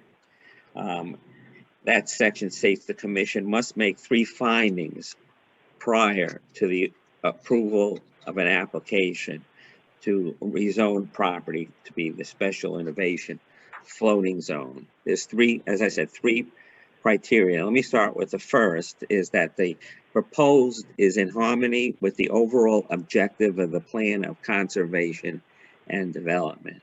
Now, I really was referring to the 2018 POC update in looking at this, since that was where the concept started or became formalized. Now, the principal land use goal for this neighborhood, according to the plan itself, the Yukon Health Center area, as it's referred to throughout the plan, is live, work, and play. And I think that you'll find that that's a goal of many communities in trying to reestablish or establish higher intensity areas where you do not need a car for everything. Now, the problem here is that it's my opinion that this proposal really will not do much of anything to enhance walkability or the pedestrian environment of the overall area. And there's a couple of reasons for that. One is that the Yukon Health Center right now is not a particularly pedestrian-friendly environment. There's a lot of things put in one area, but the mixture of uses, the layout is certainly pedestrian unfriendly. Sidewalks are not in all necessary areas, from the proposed entrance up into going north towards Discovery Drive there. There's no sidewalks on certainly not on the side of the road that's there. I actually walked it one afternoon. It was a rather it's not something I would want to do again anytime shortly. But I tried to get objective on what it was walkability, and there's something called a walk score that's used primarily in the real estate when you are looking to purchase a home, it often contains some sort of walk score for people who do want some sort of who do want to not use their automobile for everything. And it's based on the proximity to services and stores and places of employment. Each property could be scored, receives a score 1 to 100, with 100 having all the services available by walking, and 1 being totally dependent upon an automobile. So I looked at a walk score for a residential property that was for sale in the area within the Talcott Forest development. And this property had a walk score of 21, which is defined as very car dependent, with almost all errands requiring a car. The subject site actually is probably would have a lower score. The Talcott Forest condominiums, they are closer to the plazas, the Woman's Plaza and Talcott Forest over there, a shorter walk to the medical center. While the subject property, not only can't you walk there, but you also, just to get to the street, you have to walk down a long driveway. I mean, I think it's nice. It's a very nice goal to think that that it is walkable because everything's close, but that doesn't make it walkable. There's large gaps in the sidewalk along Route 4. I didn't notice any. It was testified this evening that there was a line drawn along Route 4 where a sidewalk is to be. I did not see that in the application materials, but I might not have looked at all of them. It might be in there, I don't know. I guess the question then is that I would think the sidewalk has not yet been designed, and it certainly probably has not gotten DOT approval. Again, if I'm wrong, please correct me. But it's in my 40 some odd years, I've had the pleasure of working with DOT in many circumstances, and I know just putting a red line down a street for a sidewalk does not make it happen anytime soon or anytime ever. There's all sorts of issues that I haven't looked into. I mean, there's a lot of grade going down to the road there. There's other uses of parking lots possibly infringing upon where the sidewalk might be. I don't have no idea how wide the right-of-way is there. Will takings be necessary? So it's a long way to get that sidewalk in there, and there's no assurances that it would be achievable. Also, bikeways are another popular item, and they certainly are a benefit to the lifestyle of many people, including particularly people in apartments. Going through all the documents, I've seen no mention of bikeways at all. And it's, as I said, it's over a 1.5 mile walk. Actually, if you walk out the apartment door to where the first sidewalk is on the west side of Farmington Avenue. Therefore, the pedestrian trips that really would come from this for services, goods, or employment are not going to be tremendous. Once you get in a car, people are not going to want to walk all the way down through a treacherous situation to go to the Yukon Medical Center. And once you get in a car, it doesn't really matter that much if you're driving 5 minutes or 20 minutes. So really what this is going to be, it's certainly going to have some people from the medical center, but it was also interesting the other businesses supported them that really weren't in that area. And things, some of those firms are in areas where there is quite a bit of apartment living. So yeah, it will add to the rentals stock certainly, and it provides another mode of housing, but it does not going to contribute to the the walkability. In fact, if you would really, the best way to do multifamily for walkability would to put it on the other side of Farmington Avenue, where you don't have Farmington Avenue itself as a high-speed wall around the neighborhood. Now, also, the 2018 plan just talked about 3 development possibility areas within the Yukon medical health area. 2 of them were the Exchange and Loman's Plaza, and the third was the subject site. The going through the plan, and I went through it several times because I was trying to really try to understand exactly what the focus and what the intent was.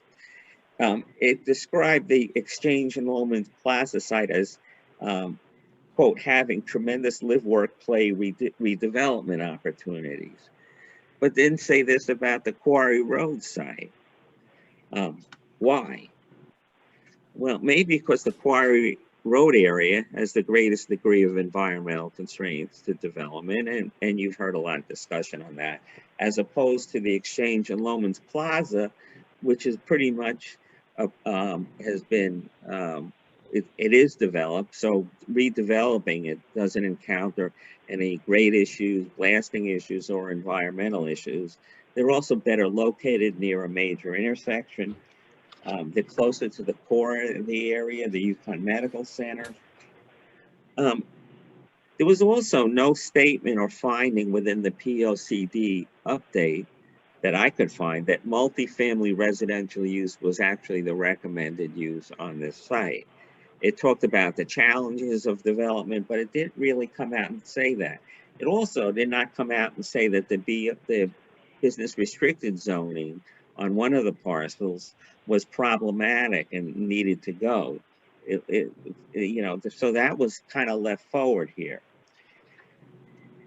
As I said before, ideally, the best place for it would be on the other side of the road. Now, another thing, area that that was called for in the POCD update is affordable housing, and I think is probably the attorney knows that Section 8-30J of the general statutes require that each community have an affordable housing plan, and that was included in the 2018 POC update. And what it said is, quote, with the anticipated growth in market housing units, it's projected that the town will need to add 320 additional affordable units by 2020 to meet the 10% mandate. Well, this development, proposed development, would certainly increase the stock of rental housing.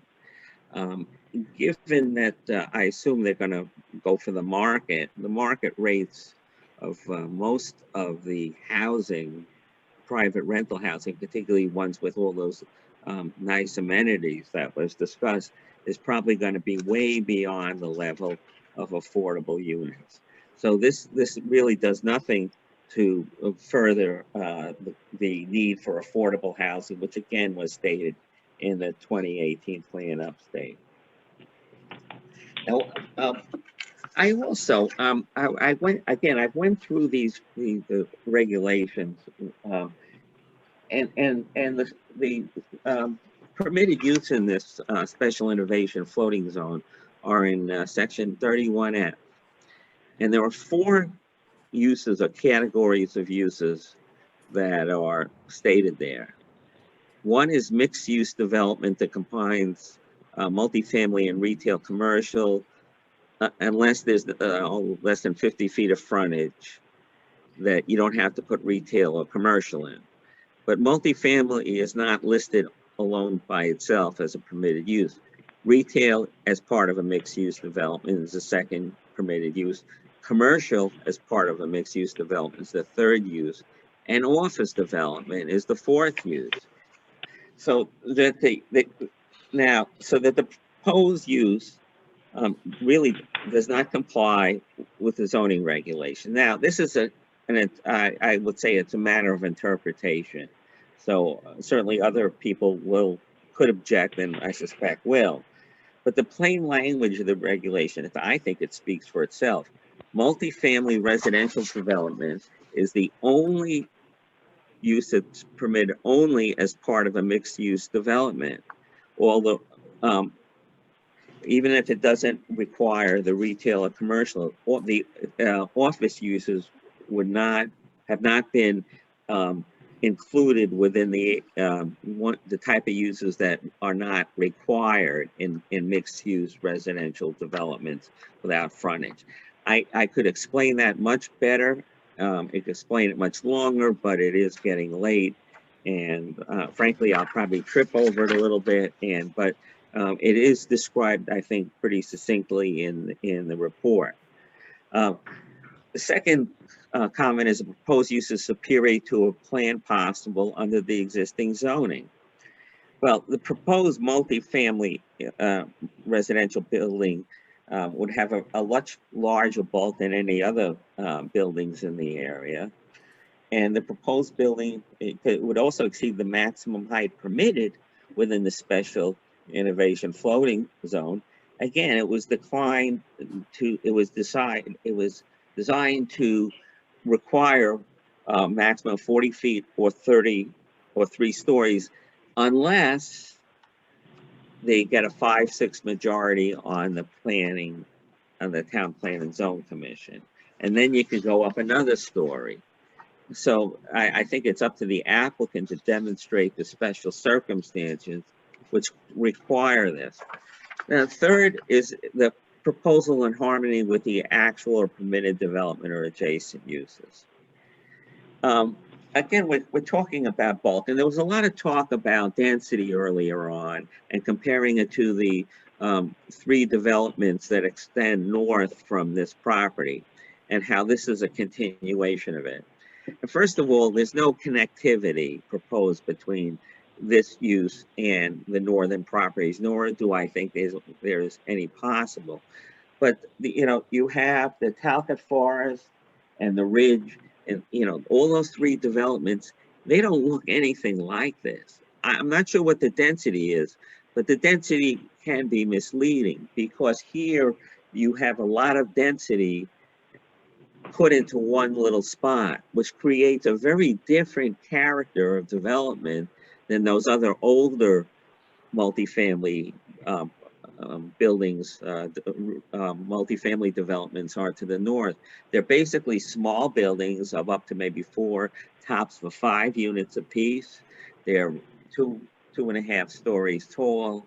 They actually, are basically look a lot like single family houses. And I would suggest that type of development would be a much better transition piece of property between the frontage properties and the medical center fronting on Farmington Road and the very low density uses to the back.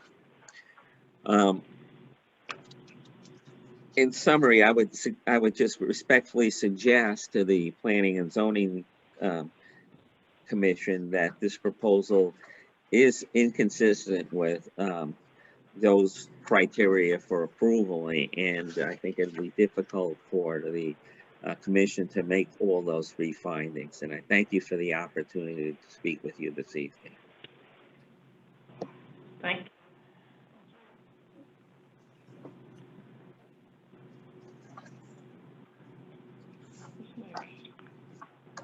Attorney Ainsworth, who are you calling next? Well, the next 2 are Dr. Clemens and George Logan. But I thought you, in your order of proceedings, you wanted to separate the public comment portion from the intervention portion.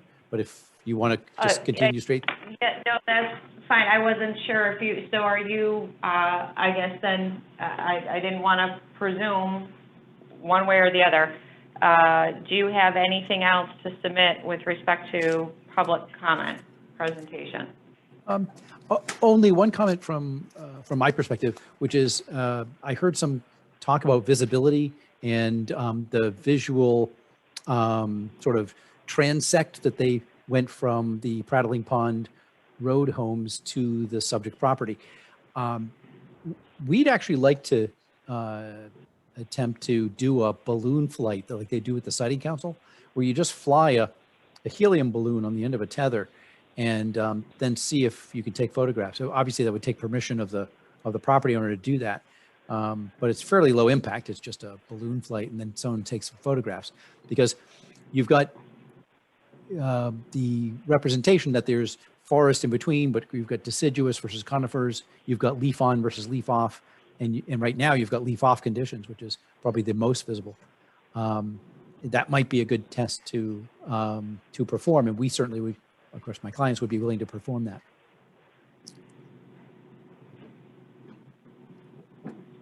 But okay. Thank you for that comment. Okay, anything else from your end from a public comment or question standpoint with respect to the applicant's presentation? No, I think I'll conclude there. Okay. Attorney Ainsworth, do you or your team want to provide any responses to any of the public comments at this point this evening? Or sorry, Attorney Hollister, I apologize. My apologies. No, Ms. Rutherford, not at this point. Thank you.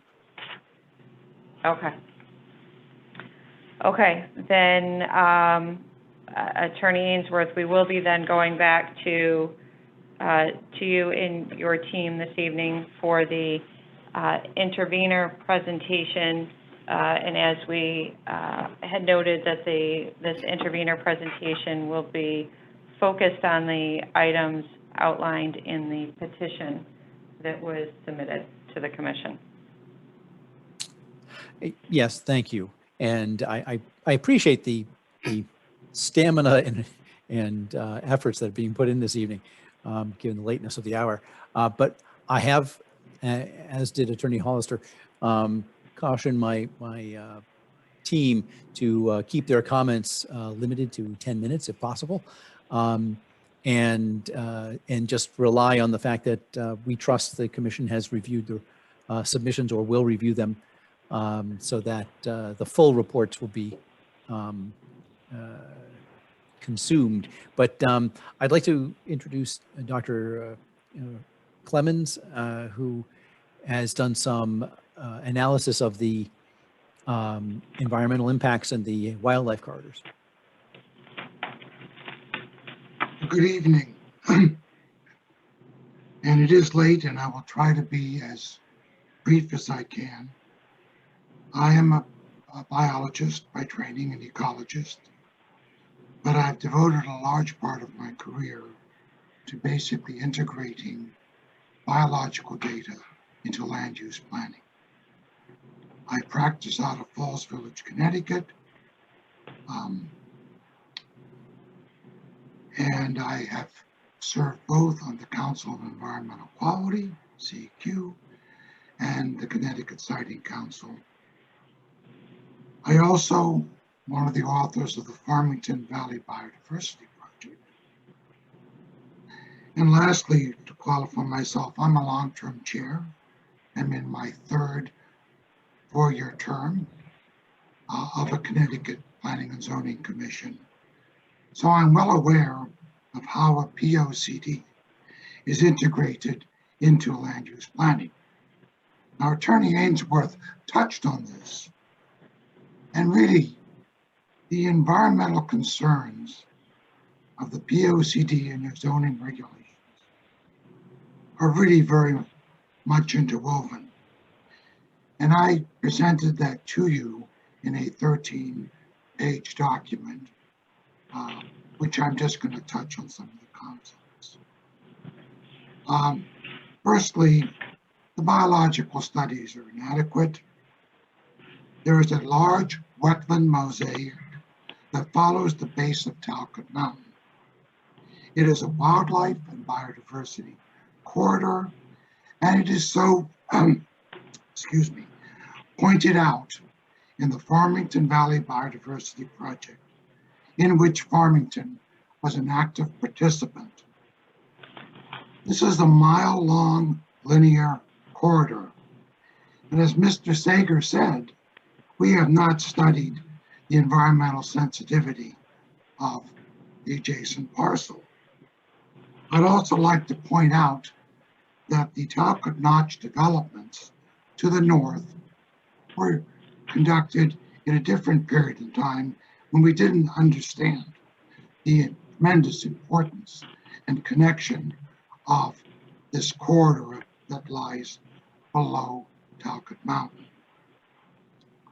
The applicant has looked at a very narrow slice of that corridor, and there's little information how these surveys were conducted, time, duration, dates, methodologies.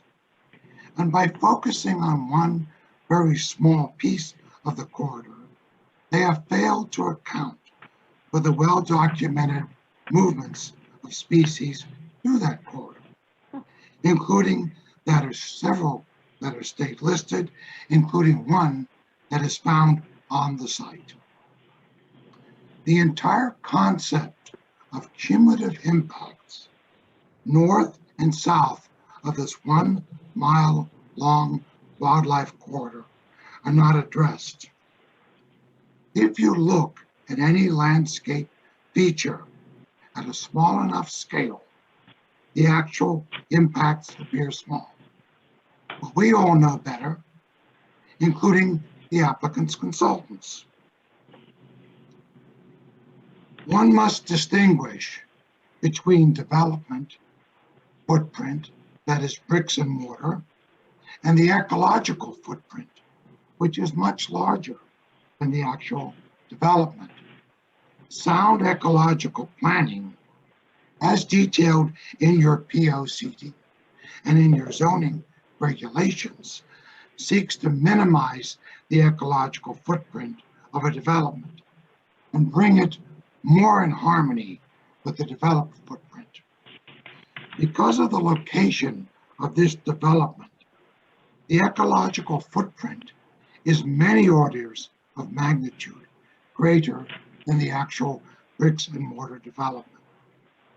Impacts from this proposed development could easily be anticipated to extend half a mile, if not more, within the corridor on each side of this development.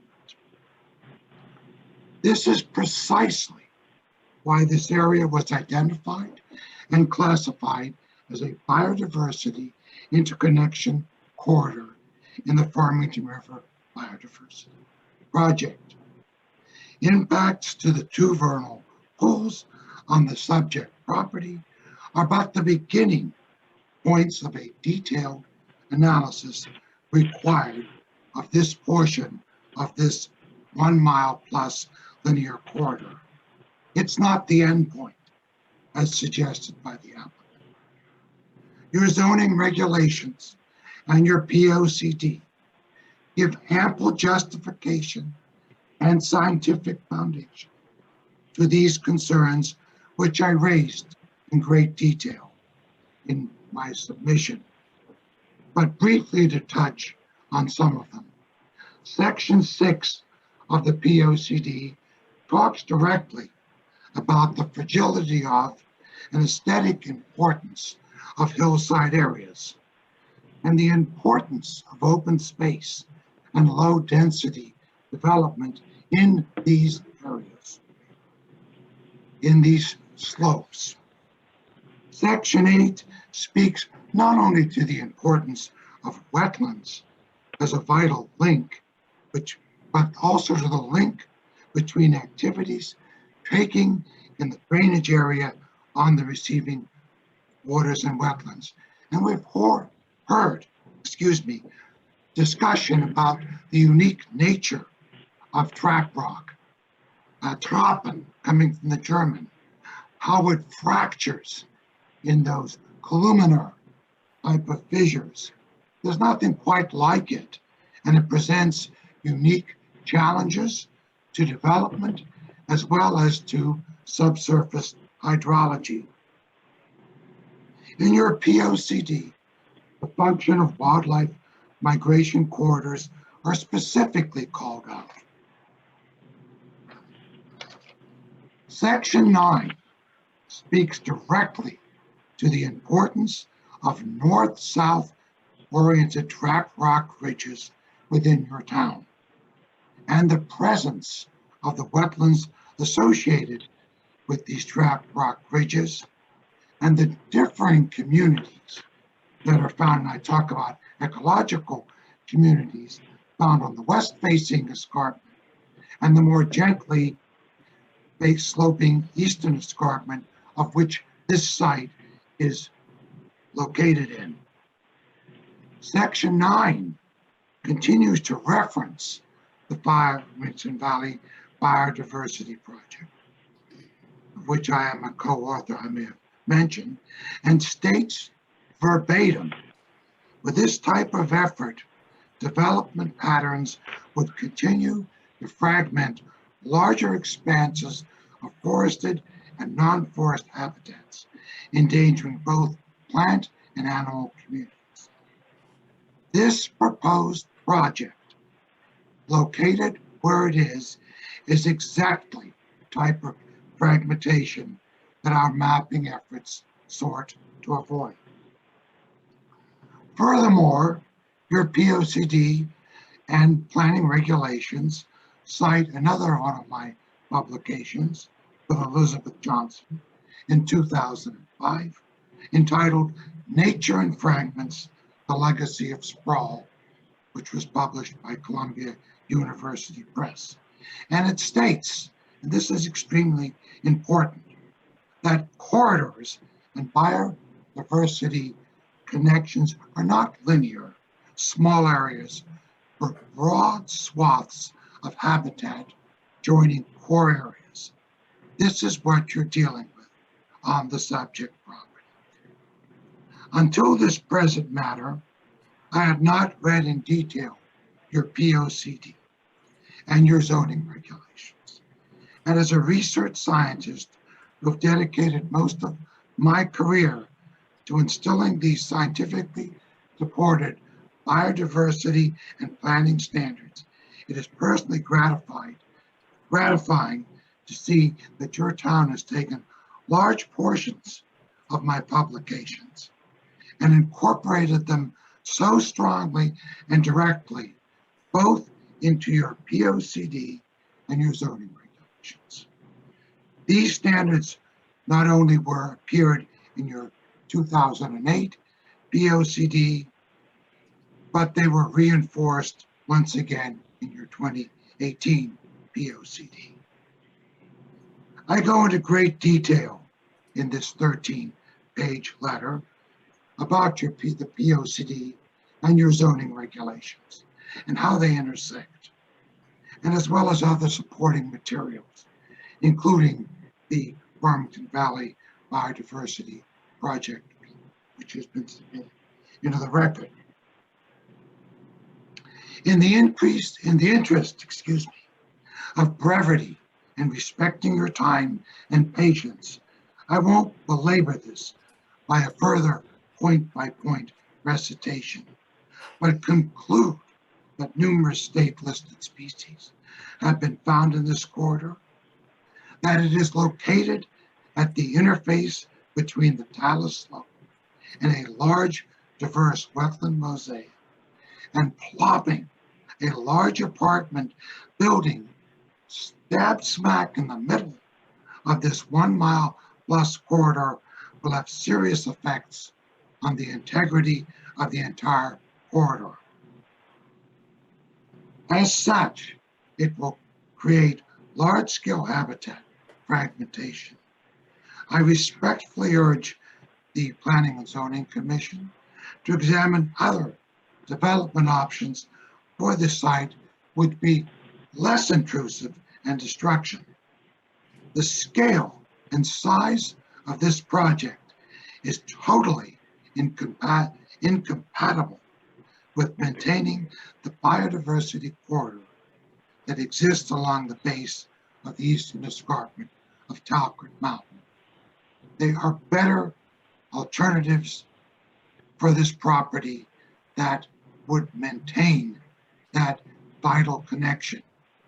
Part of it has been lost by the development to the north. That development was done at a time when we didn't know what we know now. And do not be seduced by the concept that the environment sits in one court and planning and zoning in another. Your POCD and your regulations clearly enable and provide evidence that these cannot be neatly separated, as Mr. Hollister, respected colleague who I've worked with on many projects, suggests. Thank you for your time, and please excuse my voice. That concludes my presentation.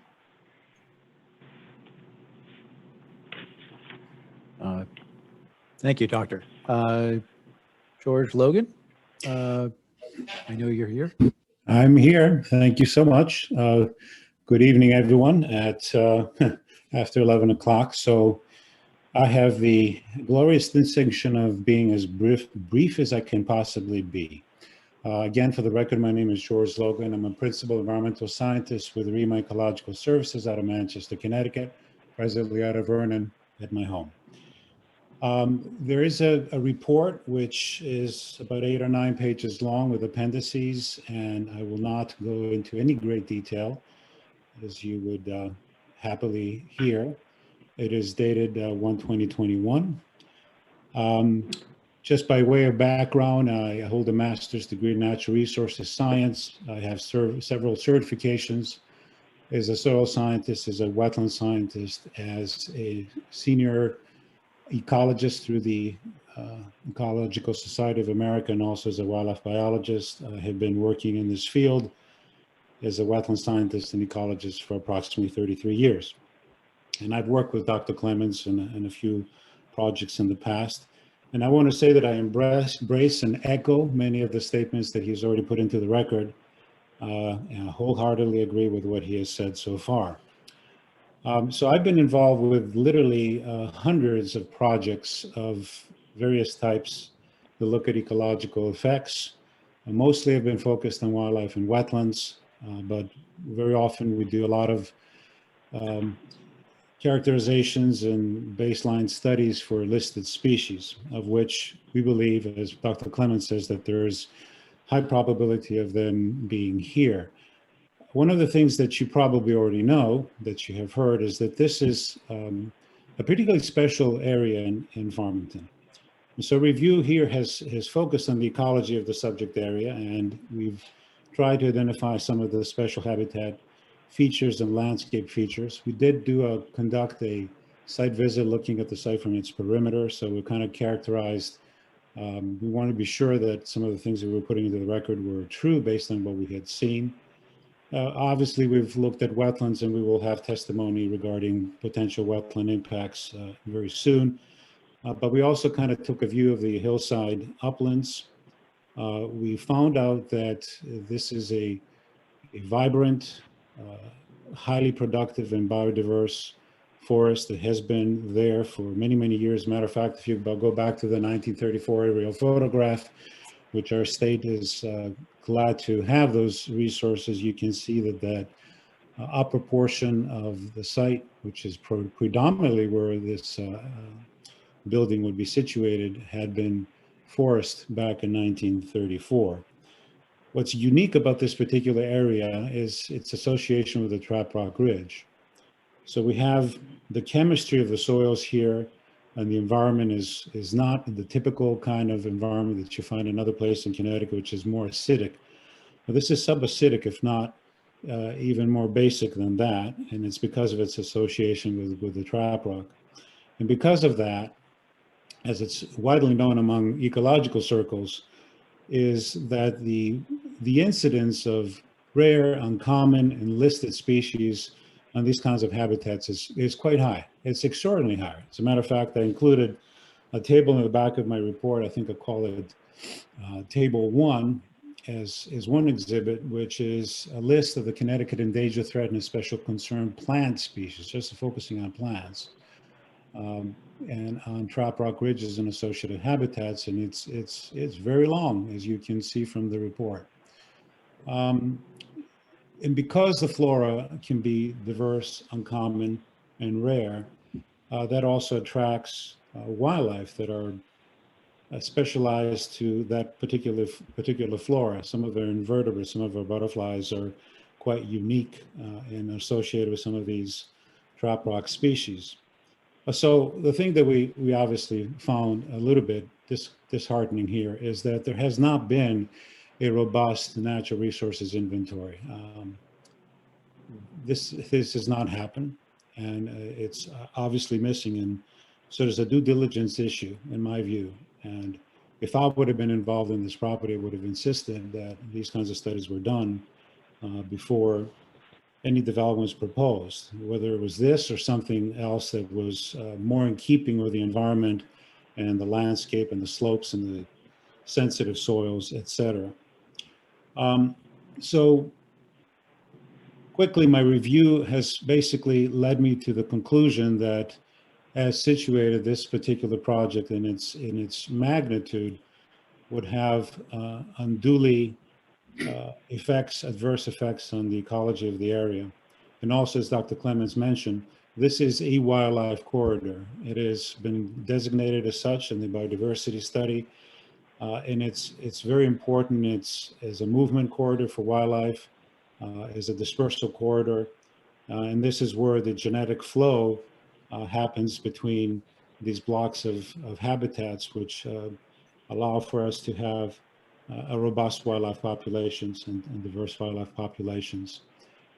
Some of the things that people don't think of is that there is such a thing as we call a negative edge effect. So if you're looking at this forest ecosystem here, and you're trying to balance things out and try to decide how to develop it, what's an feasible prudent alternative that would take into account the special characteristics in the ecology of this area. The smaller, more compact, the better. The problem is this might be compact, but it's not small. So there's a negative edge effect. And so when you cut a new forest edge, there's that negative edge effect that happens to both flora and fauna because they're fragmentation sensitive species that start disappearing because they are either predated or parasitized. There's a disruption of movement and dispersal. And of course, the other thing that we've always known, and look at this particular forest, one of the things that immediately you can see, even looking from the edge, is that it's depleted of invasive species. There's not a lot of invasive species. So when you start cutting a new edge, that rain of invasive species will happen. So the effects into the forest are not just a few feet. Many times they're much, much further than that. So these are some of the things that we looked at. And so we came to the conclusion that in our professional judgment, there will be adverse impacts, obviously, to wetlands and watercourses, which we will discuss before the Wetlands Commission also, but also to uplands, because this particular project encroaches in such a substantially, and I believe unnecessary way, and it will be highly deleterious on the productive and diverse forest ecosystem that we see there, these interconnections in the pathway for wildlife and gene flow of plants, and also smaller animals. So our conclusion is that there's a reasonable likelihood of unreasonable pollution and impairment of natural resources that exist on the site, whether they're uplands or they're wetlands, and just the general ecology of the landscape within which this site is situated. And thank you for hearing me, and I appreciate the time that I could have before you. Thank you, Mr. Logan. With that, the intervener concludes its presentation. I'll just remind the commission that we have made much more substantial submissions than what was commented on in person in the record. And we stand on those. We also will adopt any other submissions that have been made during the course of the proceedings as part of our case. but our conclusion is that there's a reasonable likelihood of unreasonable harm to natural resources. I know that the statute does refer to pollution, but in this case, it would be impairment or unreasonable harm to natural resources, not pollution, although there is some question as to what effect there might be on the adjacent solid waste facility, and whether there might be some release there. But the primary impacts that are very provable and very likely based on just a review of the site plan comes from the biological end of things. With that, I will conclude the intervener's comments and would be happy to answer any questions either now or at another session of the commission. Okay. Thank you very much. So technically we're on F, so it'd be commission questions for the intervener. We're at a position now for the commissioners to ask questions on the presentation that was just made. Begin with Patrick. Any questions? I do not have any questions at this time. Mike? I have no questions at this time. Matt? I do not have any questions at this time. Inez? No, and I thank you for all the information. We did get all the reports. Thank you. Marcy? I have no questions at this time. John?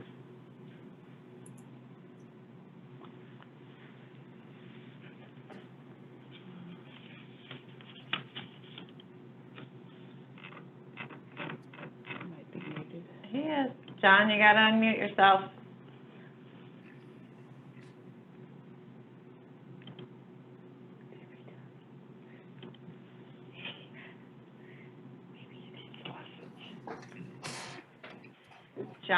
John, if you'd like to provide a comment, you need to unmute yourself.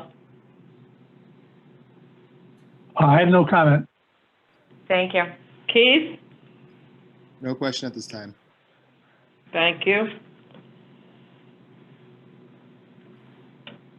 The next position would be public comment on the intervention petition. Is there anyone who would like to speak? So again, this is for anyone in the public that is called in this evening. If you have any questions or comment regarding the petition, the presentation that was just made regarding the intervener petition, then please raise your hand using the Zoom function and you will be called on to speak, just as we did earlier this evening regarding the applicant's presentation.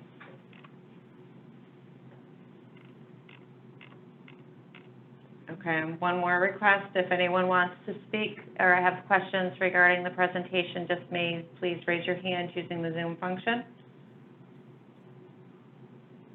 Okay, I am seeing none at the moment. The next step would be the cross-examination of the intervener and the applicant, if that's warranted at this point.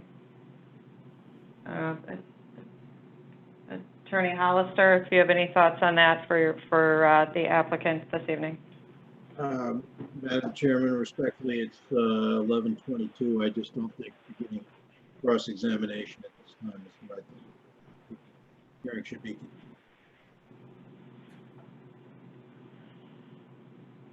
Would the intervener like to respond? Our panel is certainly here available for cross-examination. So if they waive their right to cross-examination, that's fine. No, Attorney Ainsworth, I'm not waiving it. I will tell you there's some email traffic going on my team. I do not believe we have all the materials, written materials that you say were provided. We don't see a mixed use alternative for Mr. Pinnell and the couple, and Mr. Pinnell's said he was giving a précis of his presentation, but his remarks went well beyond what he provided in writing. So we have to sort out some of the exhibits here before we get into questions. Okay, so we could certainly do, continue, the cross-examination portion could take place during the next meeting. Right. Because the intent certainly isn't to close. No. Would the intervener like an opportunity to, well, there really wasn't public comment on the intervener's presentation, so No. there's no need for that, I'm assuming. Correct. So we go on to J. We need a motion from the commission to continue the intervener petition. This is Ines St. James. I make the motion to continue the intervener petition regarding the application for change of zone from BR and R80 to special innovation zone and site plan approval for multifamily development at submitted by 402 Farmington Ave LLC. Thank you. May I have a second, please? This is Matt Pogson, and I second that. Do we need a date on it by any chance? It will be February 22nd. All right, February 22nd. Thank you.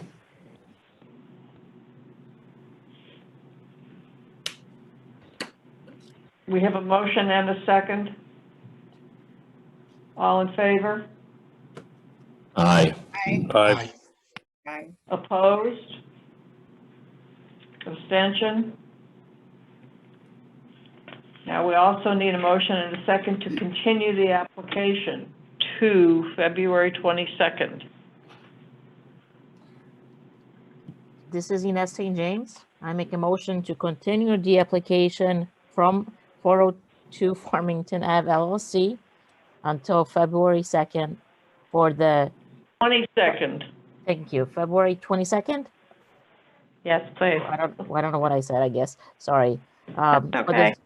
zone change, excuse me, and the site plan approval. Whew.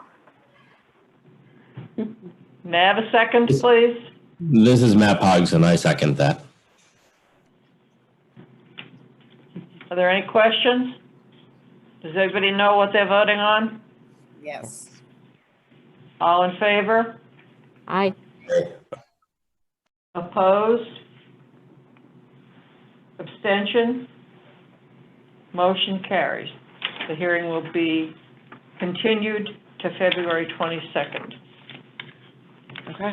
Probably with the similar agenda, similar routine. It'll be a similar format, Yes. yes. We'll work through it, and we will, just as we did for this evening, try to make everyone appraised of the format prior to the meeting. Very good. Thank you. Thank you all for calling in this evening.